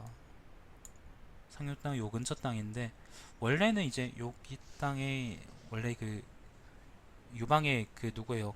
양자 누구냐 그거. 갑자기 유봉이죠. 유봉하고 이제 맹달이 주둔하고 있었죠. 근데 여기서 지금 하우상이 그 상령을 쳤다라고 하는 거는 어떤 배경이었는지는 잘 모르겠네요. 사후상이 지금 형주에 있었다고 했으니까 형주에서 상용을 따라 상용으로 들어가는 건 이제 한수를 따라가면 되는 거거든요. 그래서 아마 가능한 일이지 않겠나 싶습니다. 근데 역사적으로 어떤 배경인지는 잘 모르겠습니다. 저는 그래서 하우상은 여러 군데를 지휘해서 상용을 격파하고 주변의 삼군과 고현을 평정해 정남대장군으로 승진했다. 자, 송권이 비록 위나라의 제후로 일컬었음에도 하우상은 오히려 이전보다도 더 그를 공격해 토벌할 준비를 했는데 과연 송권은 후에 배반하려는 두 마음을 품었다. 황초 3년 222년 조비는 수레를 타고 완성으로 행차하면서 하우상에게 여러 군데를 통솔하도록 하고 조진과 힘을 합쳐 강릉을 포위하도록 했다. 송권의 대장 제갈근은 장강을 사이에 두고 하우상의 군대와 대치했다. 예, 강릉이라는 거는 여기인데 아무튼 요 근처에서 이제 오건하고 대치했다 그런 말입니다. 제갈근은 장강 가운데 삼각주에 수군을 분산시켜 배치했다. 하우상은 밤에 유선, 그러니까 유선이라는 거는 소가죽으로 만든 배래요. 겉에 이제 기름칠을 해서 물의 침투를 막는 배랍니다. 자, 아무튼 유선을 여러 척 보내 기병과 보병 만여 명을 인솔하고 하류에서 몰래 장강을 건너 제갈근의 여러 군대를 공격하고 장강을 깨고 양쪽에서 적군의 배를 불질러 수군과 육군이 동시에 공격하여 제갈근의 군대를 무찔렀다. 그러나 강릉성을 함락시키기 전에 때마침 역병이 크게 돌았으므로 조비는 하우상에게 칙령을 내려 군사들 인솔에 돌아오도록 했다. 하우상에 돌아온 후 조비는 시급 600호를 더해 모두 1900호가 되겠으며 월을 주었고 형주목으로 승진시켰다. 형주는 파괴되어 황폐해지고 밖으로는 남만 오랑캐와 접하고 오나라는 한수를 국경선으로 하여 접함으로 백성들은 대부분 강남에 거주했다. 하우상이 상룡을 지나 서쪽으로 700여리 들어가니 산악 주민이나 남만 오랑캐 중에서 복종하는 자가 많았으며 5, 6년 사이에 수천호가 귀해왔다. 황초 5년입니다. 214년 하우상은 다시 창릉향후로 봉해졌다. 하우상에게는 총이 하나 이첩이 있었는데 총에 맞는 정도가 본처를 뛰어넘었다. 본처가 조씨의 딸이었으므로 조비는 사람을 보내 첩을 교살했다. 하우상은 비통하고 분통해 하다가 병이 나서 정신이 멍해졌다. 애처부림이 매장했으나 사모하여 보고 싶은 마음을 이기지 못하고 묘를 파서 얼굴을 보았다. 요거를 이제 그 하우상의 네크로필리아라 그래서 삼국지 최악의 조합에서 얘기했었죠, 그죠? 자, 조비는 이 소식을 듣고 개빡쳐서 말했다. 두습이 하우상을 경멸한 데에는 진실로 이치가 있다. 그러나 하우상은 선제 1회의 원로 대신이었으므로 은총을 줄이진 않았다. 황초 6년 225년입니다. 하우상이 병세가 위중하여 수도로 돌아오니 조비는 여러 차례 그의 집에 행차하여 손을 잡고 눈물을 흘렸다. 네크로필리아니까요. 하우상이 세상을 떠난 후 죽었어요? 아, 하우상이 이제 손자 아들 이야기들이 나오는구나. 자, 하우상이 세상을 떠난 후 시호를 도후라고 했다. 아들 하우현이 호사를 이었다. 또 하우상이 시급 300호를 떼어 하우상의 조카인 하우봉에게 주고 작호를 관내호라고 했다. 하우현의 자는 태초이다. 어려서부터 세상에 이름을 알리고 약관의 나이에 산기시랑과 황문시랑이 되었다. 일찍이 조회를 아련할 때 황후의 동생 모증과 나란히 함께 되었는데 이를 치욕스럽게 여겨 불쾌한 모습을 표정에 나타내었다. 불쾌한 표정을 얼굴에 나타내었다. 조회는 이 때문에 하우현을 미워하여 우림감으로 좌천시켰다. 정시연간 초에 조상이 정치를 보자 했는데 하우현은 조상의 고종사촌이었다. 이 시기에 하우현은 여러 차례 옮겨 산기상시와 중호군이 되었다. 태부 사마이가 하우현에게 시사에 관한 묻자 하우현이 답변했다. 무릇 재능 있는 자를 관리로 채용하고 현명한 사람을 등용하는 것은 나라의 기틀입니다. 그러므로 인사권을 상서대에서 완전히 장악하게 하는 것은 위에서 행해야 할 직분입니다. 마을거리마다 효행이 표현되고 있으니 우열 판정을 그 지방 사람에게 맡기는 것은 아래의 역할인 것입니다. 아래라는 것은 이제 문현, 행정기관, 그 지방행정기관의 얘기죠.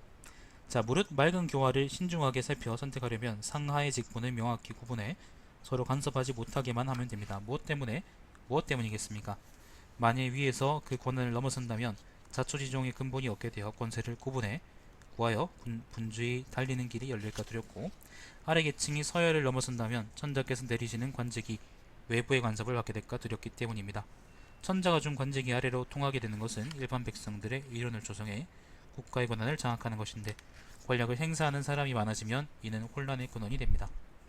주군의 중정이 관리의 재간과 관직을 헤아린 지 수년이 되었습니다. 만든 이의 기존의 의견이 분분하고 매우 혼란하여 지금까지도 제도가 정비되었다는 말을 듣지 못했습니다. 어찌 상하의 직책이 구별되지 않고 섞여 각기 제도의 기본이 되는 것을 이런 데서 기인한 것이 아니겠습니까? 만일 중정으로 하여금 단지 행실을 고찰하여 순서를 매기게 하면 응당 균등하게 행해질 것이니 관리로 임명할 만한 것입니다. 무슨 이유겠습니까? 그가 집안에서 효행을 드러냈다면 관직에서 설마 마음을 다하고 삼가지 않겠습니까?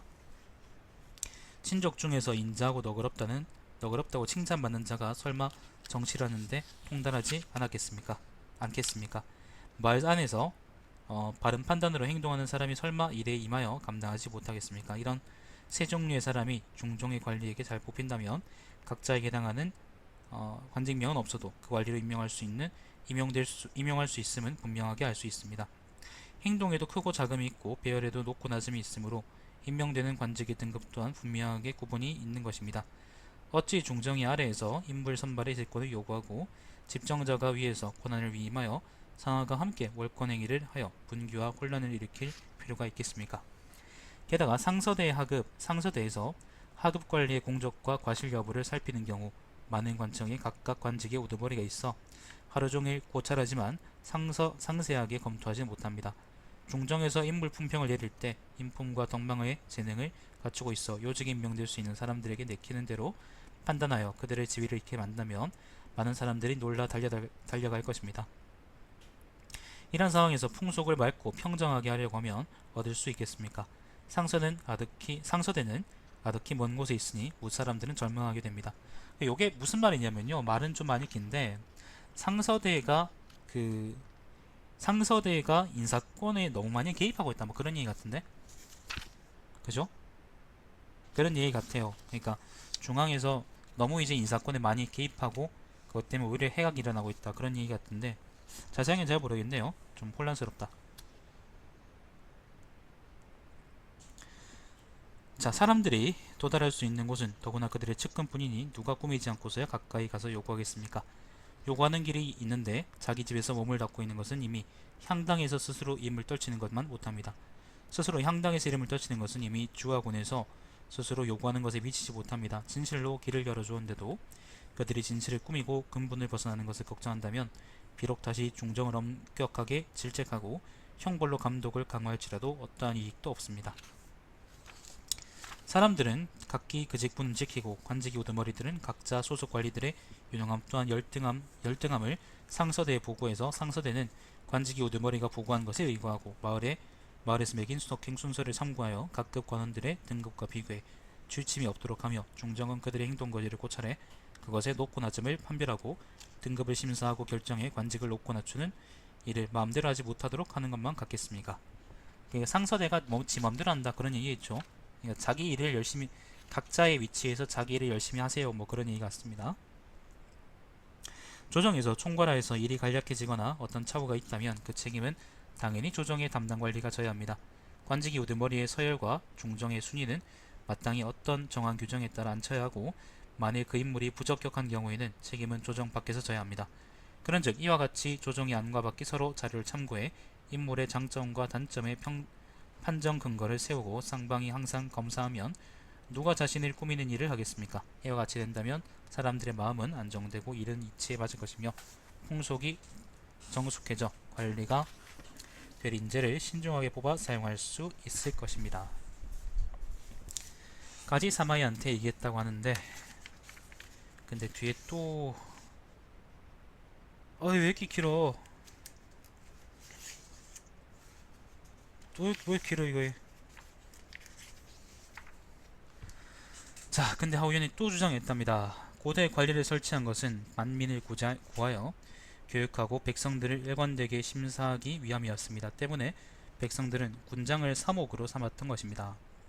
사목을 세운 취지는 한 개인에게 전체를 맡기기를 바란 것입니다. 한 사람이면 관리 임무가 일정하여 상하 또한 서로 안정될 것이며 전세를 맡기면 직무가 단정하게 정리돼 모든 일이 복잡하지 않을 것입니다. 모든 일이 간명하고 직무가 단정하게 정리되어 상하가 서로 편안하고도 다스려지지 않는 국가는 지금까지 없었습니다. 고대 선왕이 제후국들을 많이 설치한 것은 비록 그 상세한 상황을 살펴볼 수는 없지만 영토를 나누어 경계를 구분하고 각자 토지의 경계를 지키게 했으니 곧 이중으로 속박한 형태는 아니었습니다. 시대가 내려와서 연나라와 주나라의 오등작 서열에 대하여 고찰하면 영토의 크고 작음과 위계의 귀함과 천함이 차이가 있을 뿐 마찬가지로 관리를 본주로 삼고 백성을 신하로 사했으니 이중 통치에 따라서 서로 견제하는 것은 없었습니다. 아까하고 똑같은 얘기죠. 그냥 결국에는 부서들 간의 업무를 확실하게 나눠야 되고 간섭하지 마라 라는 이야기를 하고 있는 것 같은데, 자, 관리의 지위 계통이 하나가 되면 직무는 분명하게 정비되지 않습니다. 직무가 정비되지 않으면 모든 일이 어떻게 간단하고 명확하게 되겠습니까? 모든 일이 간단하고 명확하지 않으면 백성들을 어떻게 안정시킬 수 있겠습니까? 백성들이 안정되지 않으면 사악한 일이 나란히 일어나고 반사함과 거짓이 점차 자라나게 됩니다. 고대 선왕께서는 사태가 이렇게 될 줄을 충분히 인지하셨기 때문에 직무를 한 사람에게 맡겨 지위 계통을 통일했던 것입니다. 진나라 때 처음 제왕이 천자의 도를 따르지 않고 한 개인의 사사로운 감정으로서 직무를 담당하고 바르지 못한 태도로 아랫사람을 대하였습니다. 지방 장관들의 그러한 바르지 못함을 두려워하여 감찰관을 세워 그들을 감독하도록 하였고, 감찰관의 바르지 못함이 묵인될 것을 두려워해서 사찰을 두어 조명하도록 했습니다. 지방 장관과 감찰관의 일이 중복되고 감찰관과 사찰이 서로를 조사하도록 하였으니 사람들은 두 마음을 품고 위가 아래와 일을 하면서 각자 다른 일에 힘썼습니다. 한나라는 진나라의 제도를 계승하여 어떠한 보충이나 고침도 없었습니다. 위왕조가 흥성한 이래 정사가 바빠 거기까지 미칠 틈이 없었고, 비록 은나라와 주나라의 5등작의 법전을 회복시키는 이는 곤란했지만 대체적인 표준을 세워 행정제도를 하나로 통일시킬 수는 있었습니다. 지금 장리가 국군의 관리와 백성 모두를 관리하고 있는데 그들의 위에서 군수, 주해자사가 2중 3중으로 있습니다. 대략적인 상황을 살펴볼 때 군수가 관할하는 범위는 대체로 주와 같으니 이 양자는 중복될 필요가 없습니다. 그러므로 군수의 관위를 생략하고 단지 자사만을 임용하는 것이 좋습니다. 자사의 직책만 존재해도 감찰의 임무는 황폐화되지 않을 것이며 수만의 군수와 장리를 고향으로 돌려보내 농사를 짓도록 하면 복잡한 비용을 줄여 재정을 넉넉하게 하고 식량을 더욱 많이 생산할 수 있습니다. 이것이 첫 번째 이로운 점입니다. 역시 마찬가지로 이제 확실하게 이제 관리들의 그거를 책임을 나누고 최소한으로 관리를 줄이자, 그런 얘기를 하는 것 같아요. 자, 큰 현을 다스리는 인물은 군수의 일을 모두 감당할 자질을 갖고 있는데 시비를 가리는 송사가 있을 때는 항상 군수와 어긋나는 의견을 내놓습니다. 군수의 의견에 순종하는 경우에는 평안하고 자기 의견을 견지하는 경우에는 다투게 됩니다. 무릇 어우러진 국의 좋은 맛은 이질적인 재료를 조화시킨 데 있습니다. 그것과 똑같이 윗사람과 아랫사람의 이익은 서로 도울 수 있느냐에 달려 있습니다. 아랫사람이 윗사람에게 순종하면 평안을 지킬 수 있으며 이것은 거문과 비파가 같은 소리를 연주하는 것과 같은 이치입니다. 만일 불필요한 중간기구인 군수를 쓸어 없애 관리의 수를 줄이면 관청의 일을 생략하여 간명하게 할 수 있습니다. 이것이 두 번째로 이로운 점입니다. 또 군을 다스리는 관리라면 여러 현을 감독하는 직책을 맡은 것인데 그들은 자신들의 고향 친구나 마을 일을 도와 비호하곤 합니다. 만일 그들이 바라는 일 중에 돕지 않은 것이 있다면 그들은 곧 공적인 일을 빌려 제약을 가할 것이니 이로부터 백성들의 공검함과 피폐함이 생기는 것입니다. 만일 주와 군을 모두 병합한다면 혼란스러운 원인을 자연스럽게 막을 수 있습니다. 이것이 세 번째 이로운 점입니다. 행정체계를 간소하자, 그런 얘기죠. 한나라 말에 쇠망하고 황폐한 상황이 지금까지 이어져 백성들의 생활은 차차 쇠하여 보잘것 없어지고 있습니다. 현명하고 재능이 있는 자는 극히 드물어 정치적인 일을 담당할 수 있는 사람이 적습니다. 군과 현의 훌륭한 관리의 수는 비례하지만 똑같지 않을 때도 있습니다. 군은 현의 성과를 받고 있고 무거운 정치 임무는 아래 현에서 취급할 것입니다. 그런데도 관리를 뽑을 때에는 군에서 우선적으로 충족시킵니다. 이것은 곧 백성과 친하고 선량한 관리는 본래 낮은 위치에 있다는 말이 됩니다. 현의 관리는 백성의 생명과 관련이 있는데 그 관리가 오히려 재질이 낮고 비루합니다.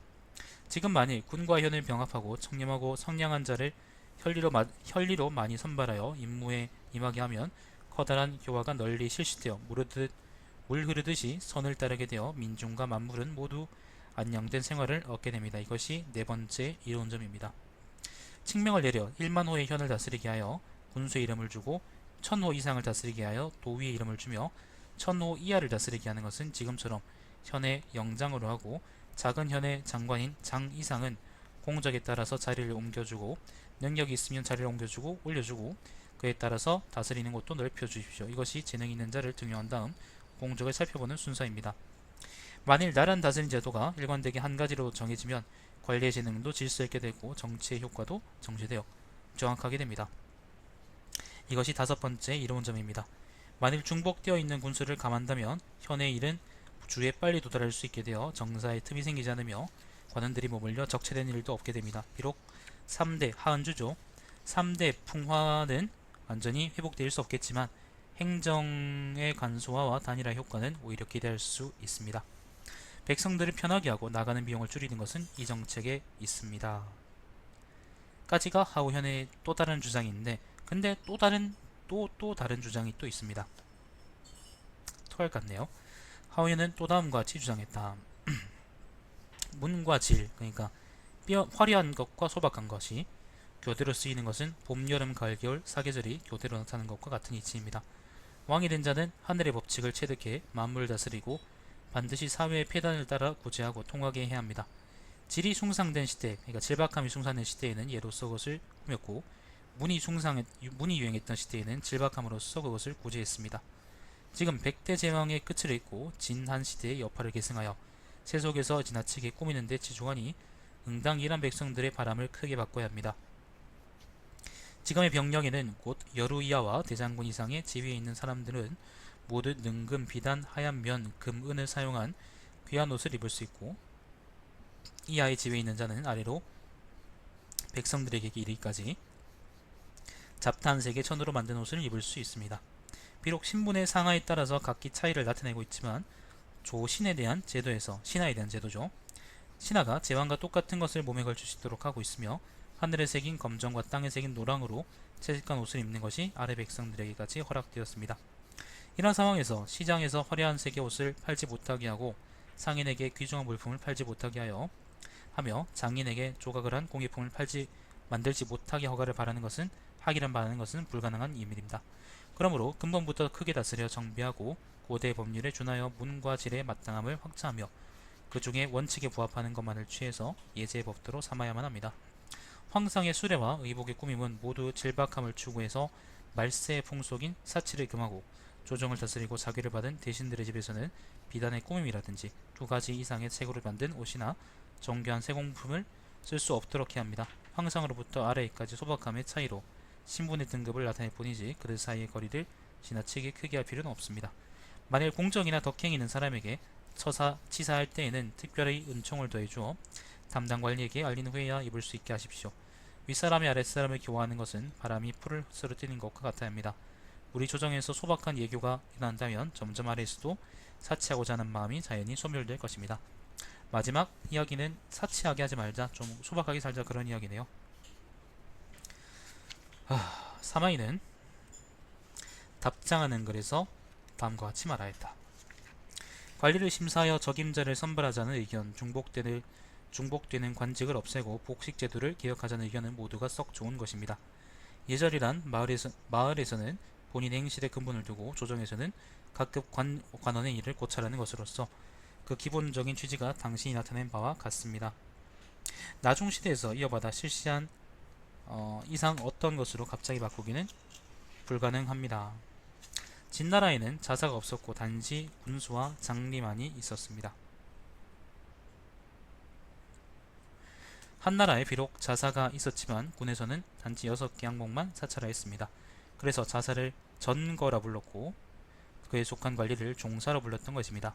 자사에게는 일정한 부서나 관청이 없었으며 거기에 속한 관리들 또한 정식관리원이라 정식관원이라 할 수 없었습니다. 그 후 비교적 오랜 시간의 발전을 거쳐서 정식으로 관사가 되었을 뿐입니다. 옛날 가의 역시 가의라는 거는 한나라 때 이제 유생인데 요 이야기는 사기에 구런 가생열전을 보세요. 자, 가히 역시 복식제도에 대해서 걱정한 적이 있습니다.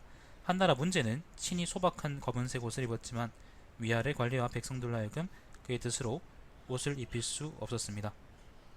아마도 당신이 말한 세 가지 일은 더욱 현명하고 능력 있는 사람이 나타난 후에야 할 수 있었을 것으로 기대됩니다. 하우연이 또 편지를 써서 말했다. 엄청 기네요. 한나라 문제가 비록 몸소 검은색 옷을 입었지만 법률을 바르게 개정하진 않았습니다. 조정이 안팎에서 분수에 넘치고 예법을 뛰어넘어 의복을 입고 총애받는 신하들은 아무런 규제 없이 하사품을 받았습니다. 이 점으로 보면 한 문제의 검은색 옷은 스스로 명성을 세상에 세우려는 것이었지 제도를 정비하여 다스리고자 하는 의도는 없었습니다. 지금 공후인 당신은 명을 받아 조정을 주재하고 있으니 상고의 신하를 따라 위나라 왕실을 융성하게 하고 지역을 누르고 근본을 바르게 해야 합니다. 새로운 법령이 제정된다면 매우 빠른 속도로 백성들에게 행동으로 나타나게 될 것입니다. 개혁하기에 적절한 시기를 눈앞에 두고 은근히 하려는 마음을 보류하고 그것을 명령으로 내린 날이면 아래에 있는 자들의 호응 또한 소리가 나는 데 따라 울리는 것과 같을 것입니다. 그러나 당신이 여전히 겸허한 태도로 아직 현명하고 능력 있는 사람을 기다려야 한다라고 말한다면 은나라의 이윤과 주공탄이 은과 주의 법전을 바르게 고치지 못한 것 같을 것입니다. 저는 납득할 수 없는 일입니다. 네, 하우연이 여러가지 이제 제도의 개혁을 주장했는데 근데 이제 그 사마이가 그거를 거부했단 말입니다. 자, 오래지 않아 하우연은 정서장군과 가절도독 옹양주 제군사가 되었다. 그는 조상과 함께 일어나 낙곡으로 들어가, 아까 낙곡 전투 있죠, 그죠? 개 깨진 거. 낙곡으로 들어가 촉을 정벌하는 싸움을 진행시켰으므로 당시 사람들의 비웃음을 샀다. 조상이 처형된 후 조정에서는 하우연을 불러 대홍려로 임명했고 몇 년 후 태상으로 승진시켰다. 하우연은 조상과의 관계를 이유로 하여 억눌렸으므로 내심 풍만을 품고 있었다. 중서령 이풍은 일찍이 대장군 사마사에게 신임받아 호환대접을 받았지만 속마음은 오히려 하우연에게 있었다. 그래서 그는 황후의 부친 광록대부 장집과 결탁해 하우현이 조정을 보조하도록 이를 꾸몄다. 쿠데타 이야기입니다. 이풍은 이미 조정에서 권력을 잡았고 그의 아들도 공주를 아내로 맞이했으며 또한 장집과 똑같이 풍익 출신이었다. 때문에 장집은 그를 신임했다. 이풍은 동생인 여주자사 이익에게 조정에 들어오도록 은밀하게 명했는데 군대를 이끌고 성으로 돌아와 힘을 합쳐 일을 일으킬 생각이었다. 이익은 조정으로 들어가기를 청했지만 허락을 받지 못했다. 가평 6년 254년입니다. 마침 공중의 귀인을 임명하려 했으므로 이풍 등은 조회가 궁전에 헌가까지 나오고 여러문의 근위병이 있는 기회를 이용해 대장군 사마사를 주살해 하우현과 교체하고 장집을 표기장군에 임명할 생각이었다. 이풍은 비밀리에 황문감 소삭, 영영서령, 악돈, 중황문, 용종, 복야, 유현 등에게 계획을 알렸다. 그대들이 궁중에서 많은 불법 행위를 범했는데 대장군은 위엄과 강인함을 갖추고 그대들의 일을 수차례 제기했습니다. 장당의 일을 장신들의 거울로 삼을 수 있을 것입니다. 소삭 등은 모두 허락하고 이풍의 명을 따랐다. 대장군은 사마사죠. 이풍의 음모를 듣고 이풍에게 만나기를 청했다. 이풍은 아무것도 모르고 갔다가 살해됐다. 일의 처리는 당연히 담당 관청에 넘겨졌으며 하우현, 장집, 악돈, 유현 등은 체포되어 정위로 보내졌다. 정위 종육이 상소를 올렸다. 종육이 종의 아들이었나? 동생이었나? 이풍 등은 제왕을 협박하고, 제왕이라는 게 조방이죠. 조왕을 협박하고 세상을 주기로 했습니다. 이는 대형무도한 죄입니다. 청컨대 법에 따라 그들을 처벌하도록 하십시오. 결과 공경, 조신, 정의 등을 모아 유도하니 대부분 이렇게 생각했다. 이풍 등은 각각 특별한 은총을 받았고 국가의 기밀을 관리하고 종업하였으며 장집은 황후의 외척으로 존귀한 신분을 이었고 황후현은 선조 이래로 대대로 친하였으며 모두 열우라는 높은 지위에 있었지만 오히려 화를 품고 반역을 도모해 환관과 연락하여 그들에게 사악한 기획을 주었습니다. 그러나 천위, 하늘의 권위죠. 천위를 두려워하고 감히 음모를 드러내지 못하면서도 오히려 황상을 협박해 자신들의 허위와 사악함을 드러내고 마음대로 행동했으며 조정의 선량한 신하를 암살하려고 음모하였고 재상을 마음대로 세우리 했으며 이와 같은 수단으로 황실을 뒤엎고 위나라의 사직을 위태롭게 했습니다. 종육의 판단은 모든 형법에 부합하니 종육에게 형의 시행을 명하십시오. 조서가 내려왔다. 제장공주는 이제 이풍의 아들인 이도의 처입니다. 명제의 딸이죠. 자, 제장공주는 선제가 사랑한 딸이니 그녀의 세 아들은 사형에 처하지 말라. 결과 이풍, 하우현, 장지, 박돈, 유현 등은 모두 삼족을 멸하는 벽을 받았고 남은 친족은 낙랑군으로 쫓겨났다.